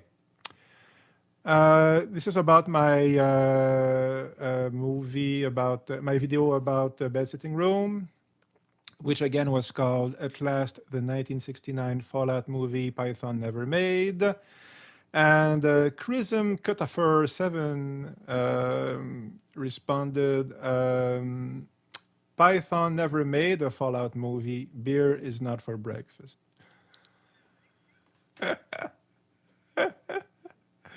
Well, I first of all, you know, as you might tell, like English is not my first language, and I don't know that expression. So I'm guessing it means it's crazy talk. Like beer is not for breakfast. Well, if you're building the pyramids, you know, in minus 5,000, BC, well, then you're probably having beer for breakfast. But but okay, Python never made a Fallout movie. This is true. Again, the hint is in the title. You know, the reason, okay, should I say it? No, there's a hidden inside joke. There's a hidden joke in the title. So if you find it, you get extra cool points. Okay. Okay, this is on my the Falls video. Have you seen Greenaway's The Tall Looper Suitcases? It's kind of a spiritual successor to The Falls. All three installments are available on YouTube. I'd be interested to hear your thoughts on it. Um, I first responded to Ben Spencer 8253 that I had never heard of it. I had, in fact, I checked it out and I had, in fact, heard of it, but I had completely forgotten about it. And I have not watched it yet because it's so long. But I would love to. And I am certain it's jaw droppingly beautiful and almost certainly utterly brilliant. So I would very much like to share my thoughts about the Tulsi Looper suitcases when I do get around to it. I hope to, but that was 3 months ago. I haven't watched it yet. Hopefully I will, but you know, it's like a long-term project. It's like watching the Star Wars trilogy, essentially, like the one from the 70s. So yeah, to be continued that one, but it's a great, great, great, great recommendation. So thanks, Ben. Last August at the Hotel Ozone, such a good review of a challenging film. Wish it was more popular in the post-apocalyptic genre. So do I. It should be more well known. That movie is truly extremely powerful and very profound and poetically evocative, and one of the best, you know, takes on the post-apocalyptic genre I've ever seen. And has zero budget, and how it handles that is truly brilliant and profound, and uses the lack of budget in a way to its own advantage. It's a very powerful movie. Fred, did you see A Boy and His Dog, a Fallout movie too? Yes, very much a Fallout movie. I saw the movie, Don Johnson, a long time ago. I also read the story by Harlan Ellison. I plan to rewatch it in the not too distant future and make a video on it. It's not obscure, but it's well loved. Like in my memory, there's some, you know, I seem to remember they find you know, some survivors, you know, like a survivor colony, and in my mind, I always thought there were some interesting comparisons between that bunch and the crew in Zardoz, like the the demigod hippies in Zardoz. But anyway, it's been a long time since I've seen it. I want to watch it. So yeah, Boy and His Dog is a great shout. And yeah, so we'll probably talk about it sometime. Don't know when, but yes, we'll talk about it when I watch it. I will. Okay, I will also write Boy and His Dog.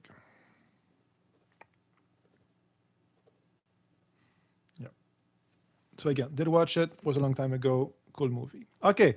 The Farbe is a way better adaptation than The Color Out of Space by Stanley with Nicolas Cage. Many people shared that sentiment. I also love The Farbe. Made a movie, a video on it recently. Ellison hated the end. Yes. I'll come back to that comment in a second. Yeah, Die Farbe. Yeah, I made a whole video on the German version of Color Out of Space, where I explained why I chose the Richard Stanley version instead of the German version for my top 7 Lovecraft film adaptations. But they both deserve to. I mean, they both deserve to be there. It's super good, the German version, and true gift to Lovecraft fans. I love it. I want to say, like, who is it who is making a Dreamlands movie? I think it's the same guy. I think it's that guy. Uh, Anyway, Hu Yao, something like, he has a Vietnamese name, I think, but he's German. Anyway, it doesn't matter. Like he's making, I think it's the same guy. He's making a Dreamlands movie. It's in post production. I think should be out pretty soon. So that should be pretty cool. Ellison hated the end of A Boy and His, like he did the whole.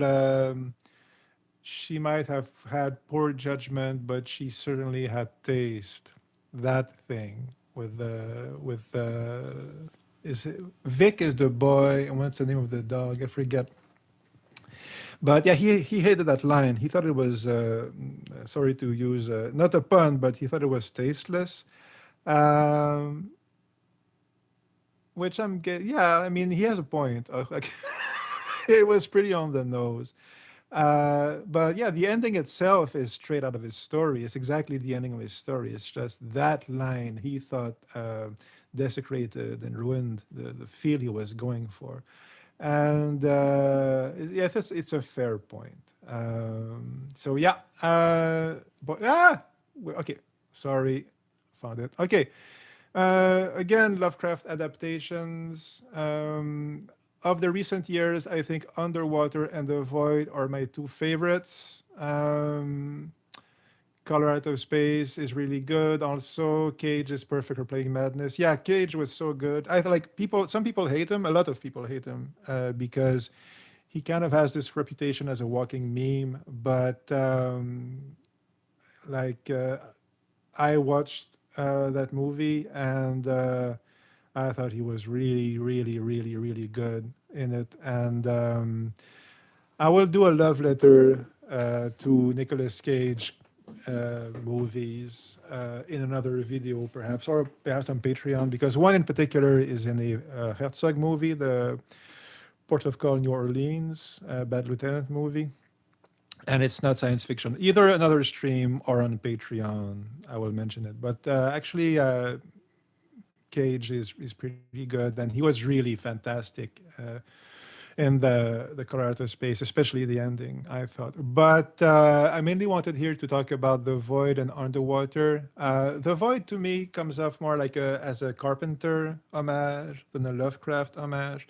So the Lovecraftian elements in The Void, to me, they come off more as Lovecraft as filtered by Carpenter, as filtered by the people who made The Void. But it's still super cool. I mean, like my two favorite directors basically are Tarkovsky and Carpenter. So uh, the parallel tracks of my heart and mind. So yeah, it's a good thing to be like Carpenter, but I think it's more a Carpenter movie, a Carpenter homage and a Lovecraft homage, though it's super cool. But Underwater, a couple of people suggested it to me, and I watched it. It's from 2020, I think, and I loved it. I was very impressed. The truth is that usually I don't like recent movies. Don't know if that makes me a snob, but like the whole shaky cam thing, I don't like it. And I don't like shaky cam. I don't like movies where you can't hear anything because the mix is all wrong. And I don't like actors who, I don't like I most things in modern movies I just don't like. Okay, that's is me. So I don't. But uh, when I find good ones, I'm very happy, and there are actually quite a few good recent movies, and this is one of them, Underwater, especially for Lovecraft fans. Also, it had if you've played what's the word? Like, there's a video game, Subnautica, which I finished actually, which I loved. It's kind of a, like 20% like 80% Lovecraft mixed with the Abyss, and 20% Subnautica. Anyway, Underwater is super good. I don't know if I talked about it anyway on Patreon, maybe I don't think so, maybe. But anyway, I agree. Underwater is super good. So yeah. Okay, so now I have 15 minutes to 4 p.m. I start at 2, so it's been almost 2 hours. I'm starting to be a little tired, to be honest. So I'll continue at least until 4, and then I'll decide after that, okay, how long I continue. But again, thank you so much for everyone who's here. I mean, I'm continue reading the comments at least for a little while, but Fred and Chick of the Lemon and the one under Lele and Alexander, and if I forget someone, I love you too. I mean, thank you for being here. It's very cool. Life is good. Okay, thank you. André Kaplan said another good adaptation of Lovecraft is Dreams in the Witch House in Masters of Horror. We talked about it briefly. Yes, it's excellent. Underwater deserves an honorable mention. Just talked about it. This is by Silicium Leben. Silicium Leben. Yes, completely. Underwater. Very good. Lord Eon says, nice little detail I loved about Dagon. The residents of Inboca, Innsmouth, never blink once during the entire length of the movie, exactly as described by Lovecraft. I had not noticed that. That is super cool. Uh, the one under just found a Green Away three-parter on YouTube. Enjoyed your live stream. Thanks, man. Thanks all. Thanks, the one under. Thank you. Okay, thanks. Um, Ann Nichols says, I've been a Lovecraft fan since I was 16. I'm 70. I saw real Ghostbusters, Collect Call of Cthulhu episode, and the Lovecraft bits on Night Gallery when they first aired. I was very happy to watch them. Have you? It's not as if there were many Lovecraft adaptations back then. Have you seen them? And if so, did you like them? I did see them. Toujours concis, ouais. Fred. Toujours, exactement. La concision légendaire de votre hôte, mesdames et messieurs. Je suis prolixe. OK. So, yes, I did see. So, Night Gallery, I only watched last year, actually, for the first time. So, I was too young. I think I wasn't even born when the Night Gallery aired. But I watched them last year, and they obviously they're pretty removed from the story. But as far as 70s adaptations go, there's a general tone of a 70s adaptation. They're super cool. Okay, they're very good, and I like them a lot, and they deserve all the love they get in the heart of fans. Collect Call of Cthulhu, Real Ghostbusters. I actually watched that on the Saturday morning when it first aired. And I was already a Lovecraft fan then. I had the Call of Cthulhu game, and I had a few books. And I saw that story, and I was like, man, they're making a Cthulhu story, like, like 9, 10-year-old me. And that was so cool. And it's a good story. It's a cool story, right? So, yeah, I watched it then, and I loved it then. There are, I think, 2 other stories in the Real Ghostbusters series that are somewhat Lovecraft adjacent. There's one I know of which takes place, I think, in Arkham, but that's it. There's no other Lovecraftian elements. And I think there's another that maybe has Necronomicon or something. I mean, I have that in my notes, but yeah, Collect Call of Cthulhu is super, super cool. Though I haven't seen it in since the 80s, but I loved it. I think that one is fantastic. And yeah, there are very few TV adaptations of stories. And really, the ones you mentioned, again, I should check my notes, but those are pretty much the first ones of actual Lovecraft stories, like TV adaptations. There were Robert Howard adaptations. There's a version of Pigeons from Hell in the 50s. There's a version of William Hope Hutchins, the story that inspired Matango, There's one story that was filmed in the 1950s. I haven't seen it, but there's a very poor copy that's sort of on YouTube or something. And stuff like that. I mean, M.R. James, somebody recommended it with Leslie Nielsen. I think one of the other comments mentions it. I watched it. It's super good. So all these people had been adapted, but no Lovecraft. So basically, I think the first actual adaptation of a Lovecraft story, I might have said that in my TV adaptations video and vinyl records and stuff.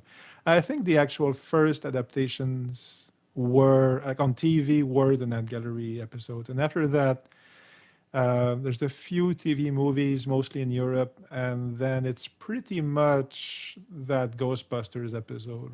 Again, I would need to check, but there were not much more than those episodes, which thankfully were very good. If you like stop motion, there's a small channel whose creator makes Lovecraftian shorts. The channel's name is Blue Worm. He's Swedish. He's been scratch building stop motion monsters for a couple of decades. Nearly all his films are Lovecraftian in style. He's even done a few shorts based on Lovecraft stories, Dagon, etc. Highly recommend him to anyone who likes Lovecraft. Yes, I read the whole thing because I agree. And Blue Worm, I mean, his channel is bigger than mine, substantially. He's been around longer than me, but any like he is fantastic. His work is tremendous. It's beautiful. It's smart. It's really deeply artful. Crafty, craftful, wonderful adaptations of Lovecraft in, I think it's mainly like stop motion. So a true gift to Lovecraft and to Lovecraft fans. So yeah, Blue Worm. He's still making videos. I just saw a couple recently come out. So huge shout out to Blue Worm. He's fantastic. And Zig I3Z, very good of you to mention him. He's great. Okay, next. Necronomicon should be an honorable mention as well. That's the Brian Usna version from '93. Um, it's more Lovecraft adjacent. Like there's one of the three sketches is an adaptation of a story. I think it's called Air, if I'm correct. It's a fan favorite. I mainly like it because Jeffrey Combs plays plays H.P. Lovecraft with a fake chin.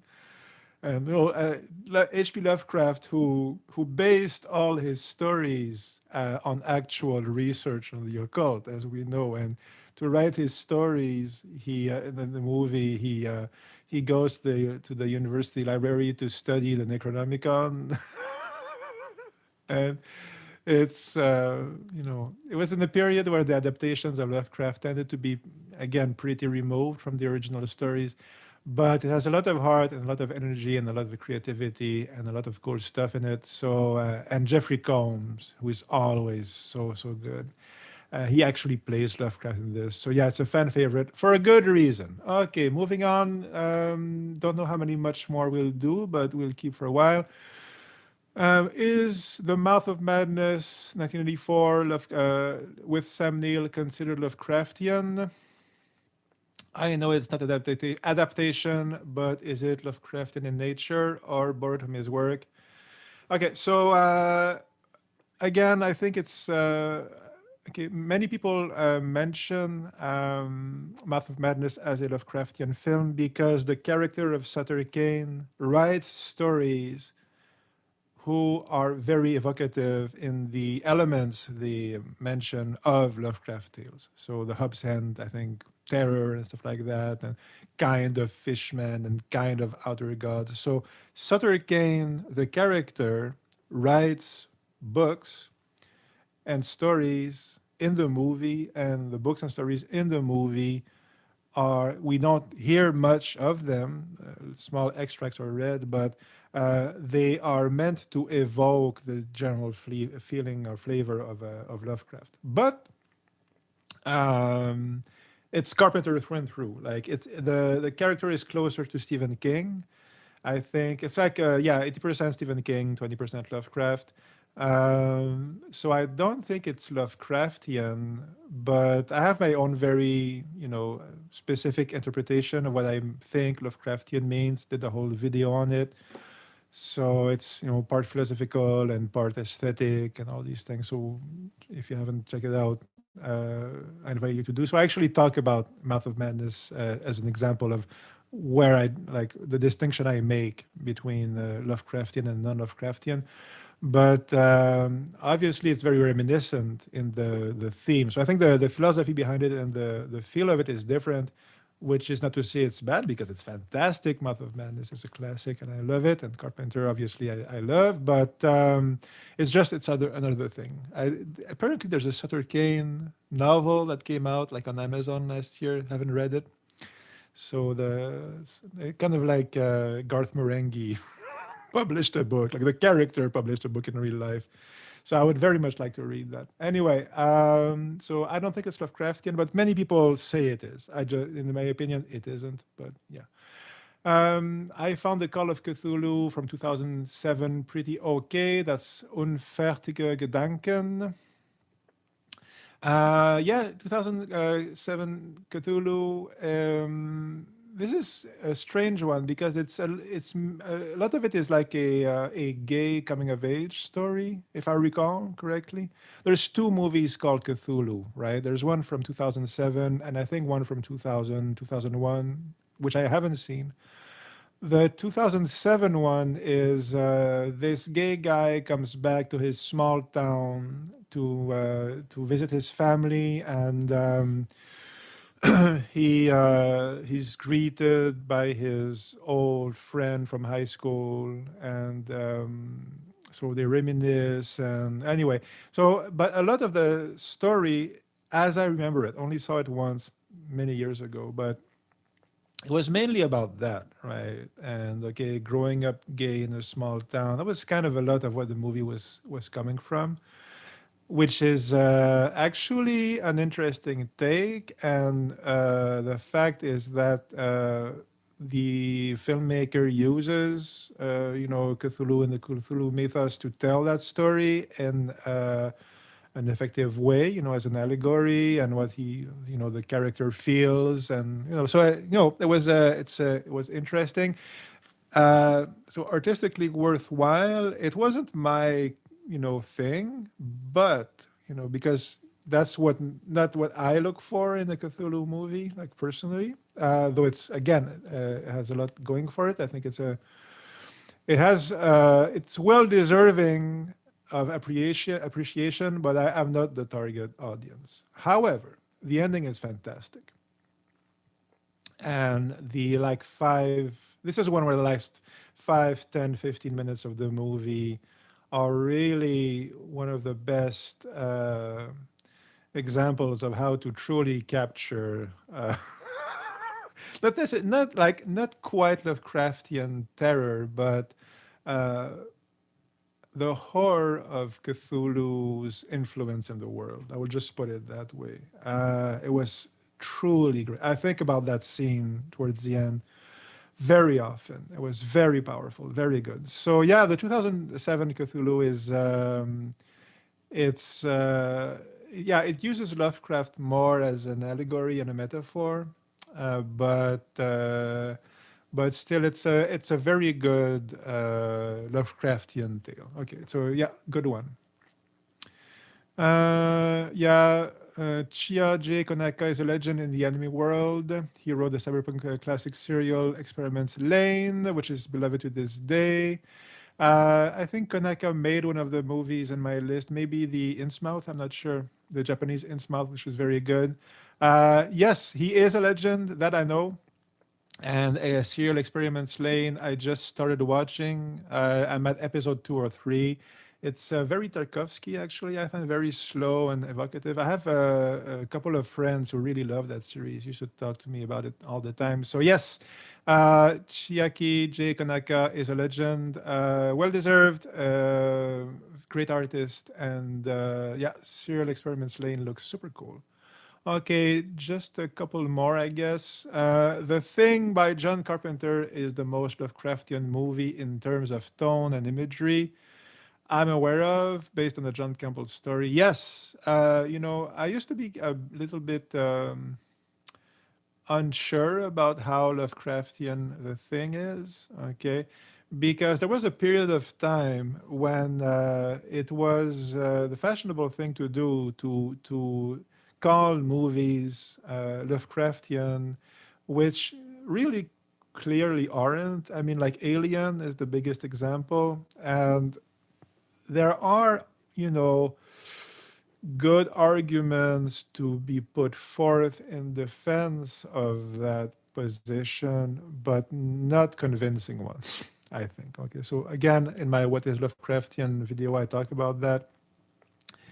Again, it comes down to the philosophy of it, I think. I mean, it's Lovecraft adjacent. You can tell the original script was written by a Lovecraft fan, i.e. Dan O'Bannon.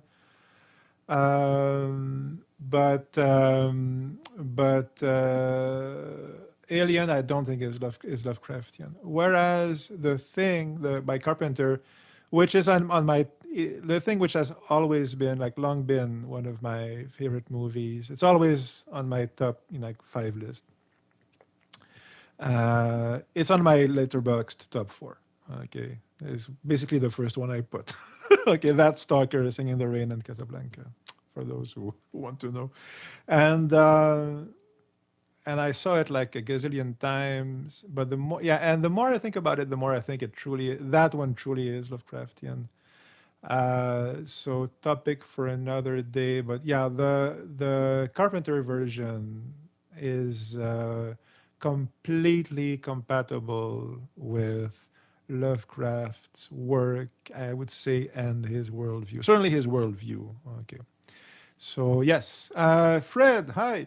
Are you familiar with a Go Tanabe manga adaptation of Lovecraft? These are terrific. I am aware of them. I am not familiar with them. I saw a few of them. I mean, I held them in my hand, like at L'Échange, like the used bookstore. And I looked at them and I said to myself, these look like amazing. Like if it's the same one, I'm pretty sure it's the same one. These look astounding. But I did not pick them up then, but I will like those one, those books look like they are on my Christmas list. Okay, I buy a lot of books. I'm a book hoarder, if you like. I mean, selective hoarder. It's not pathological, but I like books. I buy a lot of books. Okay, this is like 5% of the books I have, and so yeah. The Gutanabe manga adaptations I will definitely get. And the one under Alan Moore's Providence series is pure Lovecraft, great comic books, 1000%. Actually, a very good friend of mine gave the trade paperback to me for my birthday some years ago. And first of all, it's super scary. Actually, like that comic book, especially towards the end, like because there's 2 or 3 limited series, right? That was anthologized in that trade paperback, and Neonomicon, I think it's called. Anyway, so that last one with which has, not to spoil it, but deep ones and Cthulhu in it. By the end, I was so scared. You really got me. And it's so, so, so, so smart. So smart.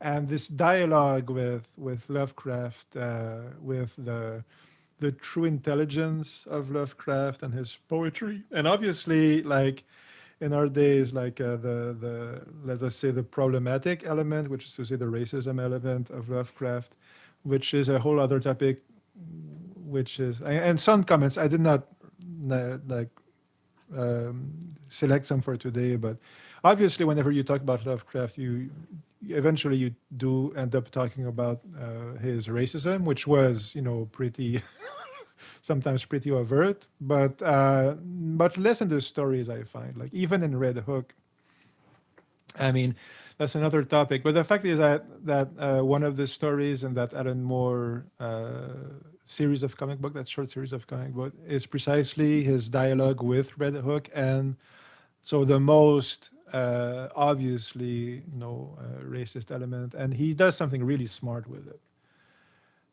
which is typical Alan Moore. So that whole genius he brought to the to exploration of the depth of like Swamp Thing, but all the other characters, in Swamp Thing, that one page where he goes through the Justice League, and he said all these all these gods, and one of them moves so fast that to him everybody is just statues. It's the Flash, right? And so that, and he goes through all the superheroes and how they see the world in one sentence. It's so profound and brilliant, and he does the same thing with Lovecraft. So yes, that series, Providence, yes, the one under, you are completely correct. And if you are a Lovecraft fan and you haven't read it, you owe it to yourself to read it. It's by far one of the best, Lovecraft, I would say, derived works and experience. I mean, if I could pick only one, you know, certainly in writing, that would probably be my number one. Okay, short stories, novels, like everybody who worked on Lovecraft in his universe, or who dialogue with him, like everybody who wrote something, who created something, following Lovecraft in interaction with his work. Yeah, Alan Moore's Providence, strong contender for my number one choice. Yeah, again, just a couple more. Scott Morgan, I'm praying for the Jim Henson Company to adapt an HPL story. That would be so cool. That would be so cool. There is, somebody mentions there is a Muppet version, like not Muppet Henson, but puppet version of The Outsider, a short movie. I haven't seen the whole thing, but I saw bits of it, and it looks super cool. It's another comment I got, and anyway, yeah, there's a puppet version of The Outsider, which looks fantastic. Okay. Okaruto is very Lovecraftian. I think it's Occult, the Japanese movie called Occult. I think I did see it. I think it's kind of like one of those kind of found footage movies. I think it's that one, right? Yes, I agree. It's very good. Very Lovecraftian. Very good.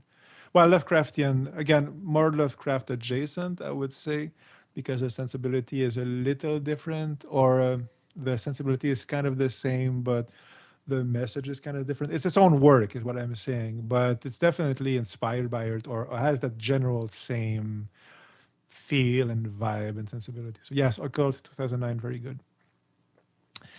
Channel called Pagan Circus made an adaptation of The Outsider using puppets. So yeah, that's the one. Pagan Circus. It's really good. Yeah, Pizza Face 9213.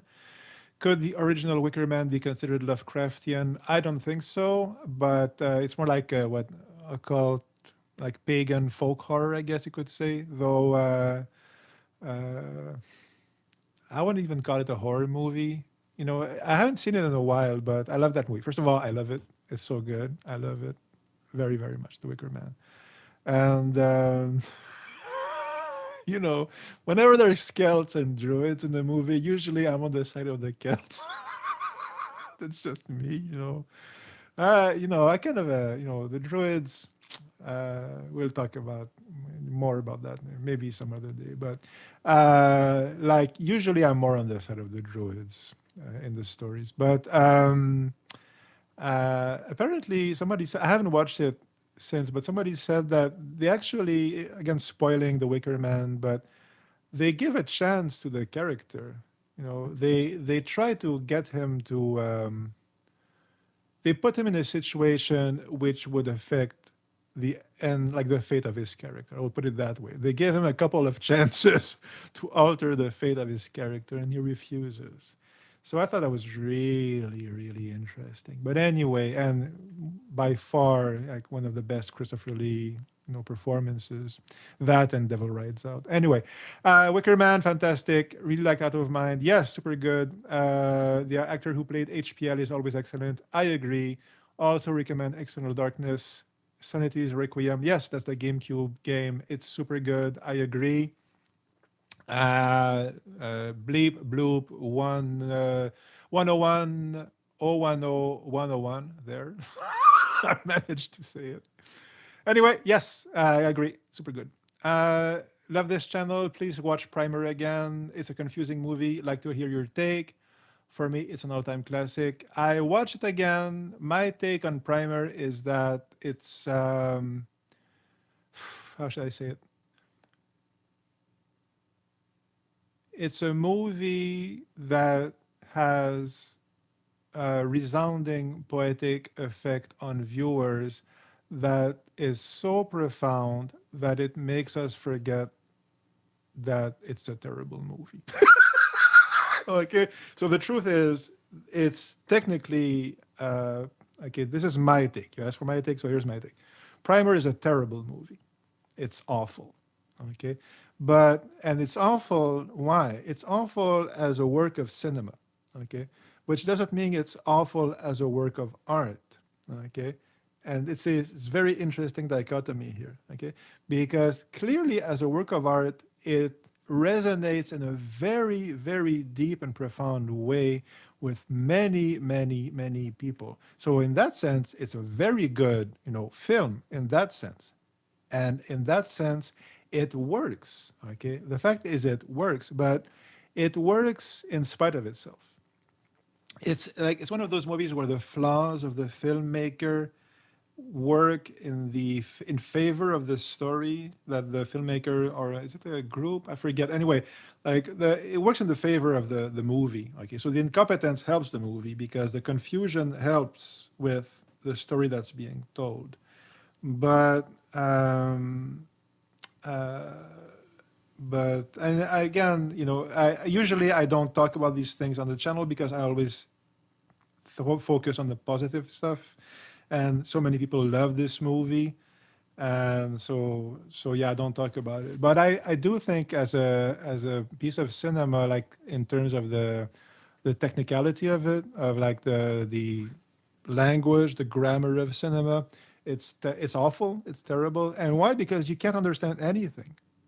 Okay, so the whole thing, like one of the big twists is that okay, one of the twists is that somebody steals the time machine, somebody else, and goes back in time and kills somebody or try to save the life of somebody. But yeah, it's all confusing. But it's not confusing because of the timey-wimey thing. It's confusing because who are these people? We've never seen them before. There's this party, what party, what? Okay, and there's comparable timey-wimey stuff, very comparable in Donnie Darko. But Donnie Darko has comparable themes, comparable feelings, different. Okay, and Primer is more about moral irresponsibility, whereas actually Donnie Darko is exactly the opposite of that in a sense.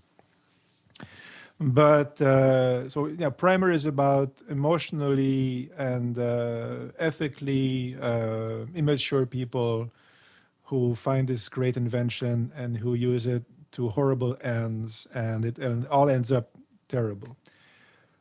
But yeah, and but yeah, Donnie Darko is very atmospheric, and you're confused, but you kind of get the general idea. Okay.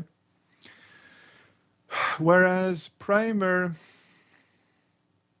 yeah, you just don't. I mean, you have yeah. So the short version is that. I mean, I could go into more detail, but I find if you look at the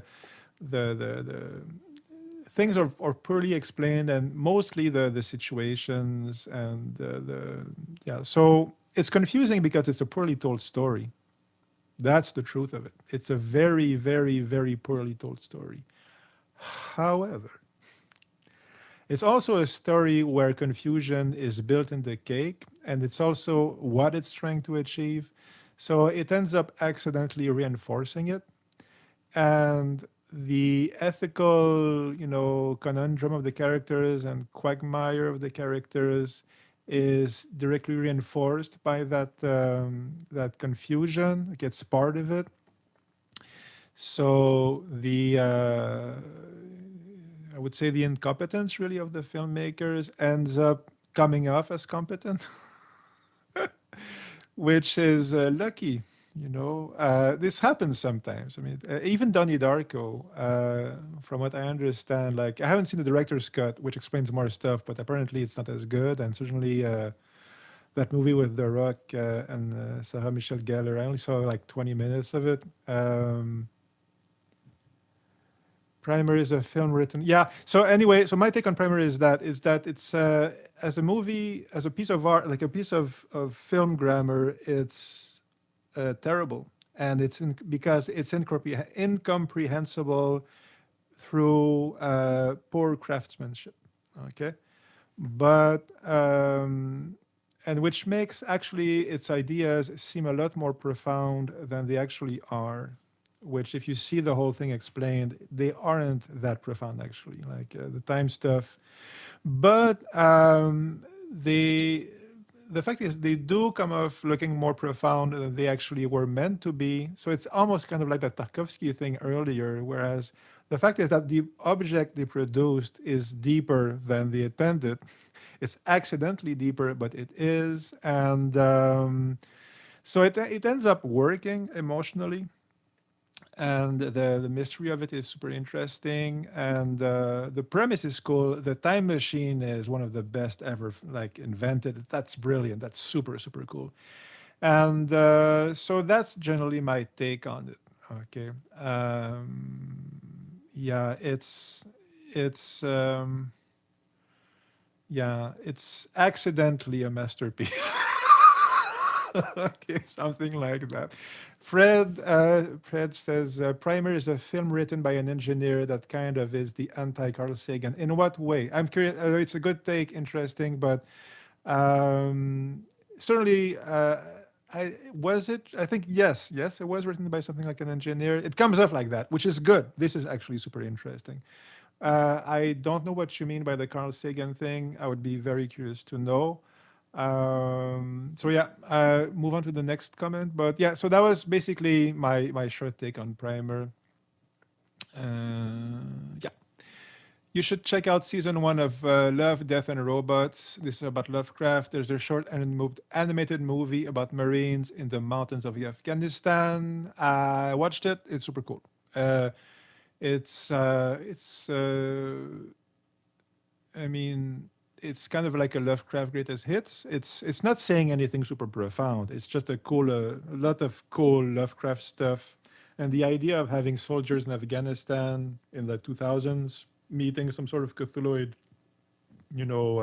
having a Cthulhuid encounter. That's super good. That's really a strong premise. So it's kind of comparable to the zombies in the World War II sequence in heavy metal, and that it's not saying anything transcendent about human existence or condition, but it's pretty cool. So something like that. Okay, 20 past 4. Are you planning on doing a review on the Dead Mountaineers Hotel? Yes, it's one of my favorite movies. I love that movie. I will almost certainly do one. I will certainly do one soon. No, don't know when, but soon. I strongly recommend the 1986 Soviet movie Kinsatsa. This is by Roland Adams, H4M. Yes, Kinsatsa, very good. Did a movie, a short video on my French channel on it. I loved it. I will almost. There's a good chance I might do one in the English channel as well.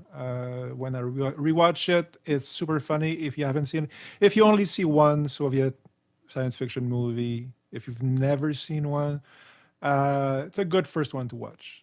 Very good one. Big cult movie. Kinsatsa, and it's super funny, super smart, super funny. In the way he about the Primer, the way he overcomplicates the plot with bad editing and narration. Yes, that's a good take. That's a good. Good comparison.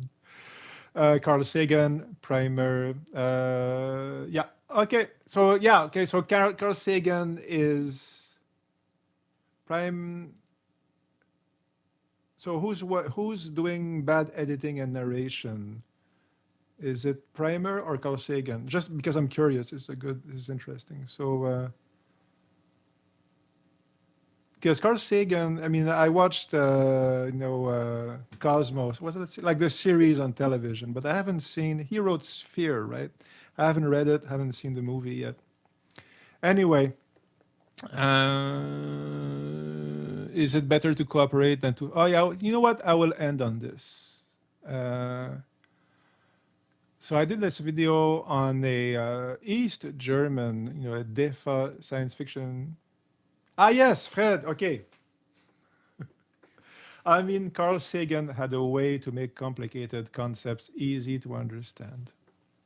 Yes, that is a very good thing. You are right. I agree. That is true. And yes, Primer is completely the opposite of that. Excellent thing. So we will conclude now with not the last comment I had screen grabbed, but good one to end on for today. This was on yeah, what's the name of that movie? Like my video was called "Why Fans of Classic Star Trek Will Love This Soviet Era Movie." It's in the dust of the stars, I think. Im Staub der Sterne. I think you can find it in a box set of DEFA movies. I had a hard time finding not only the movie but subtitles. It took me a long, long time, like years essentially, to find a copy with subs. But I think there's a DVD out now, and I loved it. It was super, super cool. And to Alexander, who was mentioning a big difference between like Soviet and Western movies. So this isn't Soviet because it's East Germany, so they're not, in the Soviet Union, but obviously they're part of the Eastern Bloc, and they were under the dominance of the USSR, generally speaking. I mean, like they were in that half of the Iron Curtain, and there was a lot more. I mean, East Germany, from what I understand, they were a lot more heavy-handed in terms of the political control but the thing is that, yeah, they made a few science fiction movies which are very, very, very hard to find. Some of them are, there's at least one that as yet I have not been able to find at all by the same director, actually. It's called The Young Monk, The Junge Mönch. So if you know of a copy, like legitimate copy somewhere, I'm looking for one. Okay, I'm looking for a copy. But I mentioned all that because having said that, it's good to know the background, but the movie itself, again, as a work of art, it really has that Star Trek philosophy, ethic to it, which is this group of this Earth mission that sends a rocket to a distant planet because they receive a help message, from this distant message, which is, we're being attacked by, essentially evil capitalists from space, or imperialists, more imperialists, and please save us. And when the Earth people arrive, they get greeted, but the people on the planet say, no, no, no, we never sent you that message. Everything is fine. Here, have a party, have some space wine, have some. Let's do a space dance, and then you can be on your space way, right? And they end up discovering the horrible truth, and there's some oppression, perhaps some revolution, perhaps. But I really, really like that movie because it had that purity of heart, and you know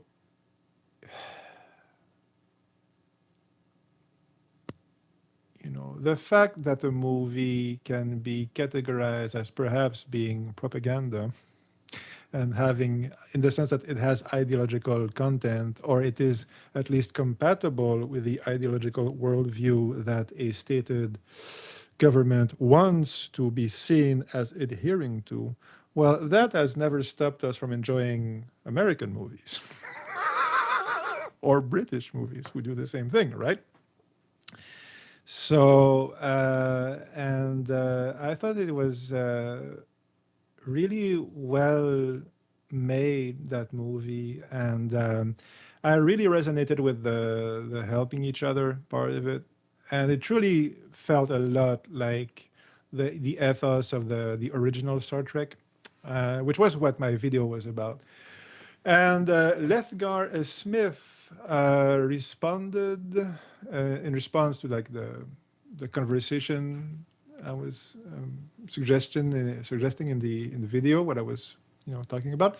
Anyway, so Lethgar says, it is better to share and cooperate than to fight over resources and food. The only problem is you can't force people to share. That is why previous efforts failed. The people have to evolve a certain level of conscious awareness before we can actually implement such a system. It has to come about naturally, not through violent upheaval and revolution followed by fear and oppression. So I would agree with that. I mean, obviously, I don't pretend to have all the answers. I'm just a human being. We're like, what, 8 billion people, 7 billion? I mean, apparently, some of the numbers are kind of fudged in terms of world population. But there's more than a handful of us. So I'm one fraction of that, obviously, just one person. But I do think that's the general sentiment, like what Lethgar says here, Lethgar Smith. I think that's a great way to end today's stream, because I would like human beings to make it through. And I do think that sharing and all that good stuff is the way we get there. And I do think we can't force it. I do think we have to, as Lethgar says, kind of evolve to a certain level of conscious awareness. And I do think we can't force each other, but we can be, what's the word? Accountable to our own hearts, you see, for ourselves. And my own heart says, yeah, let's share stuff, So that's the general point here. And so, yeah, I don't want to be preachy at all, for like the opposite of that. But I believe that in my heart. And I think if we,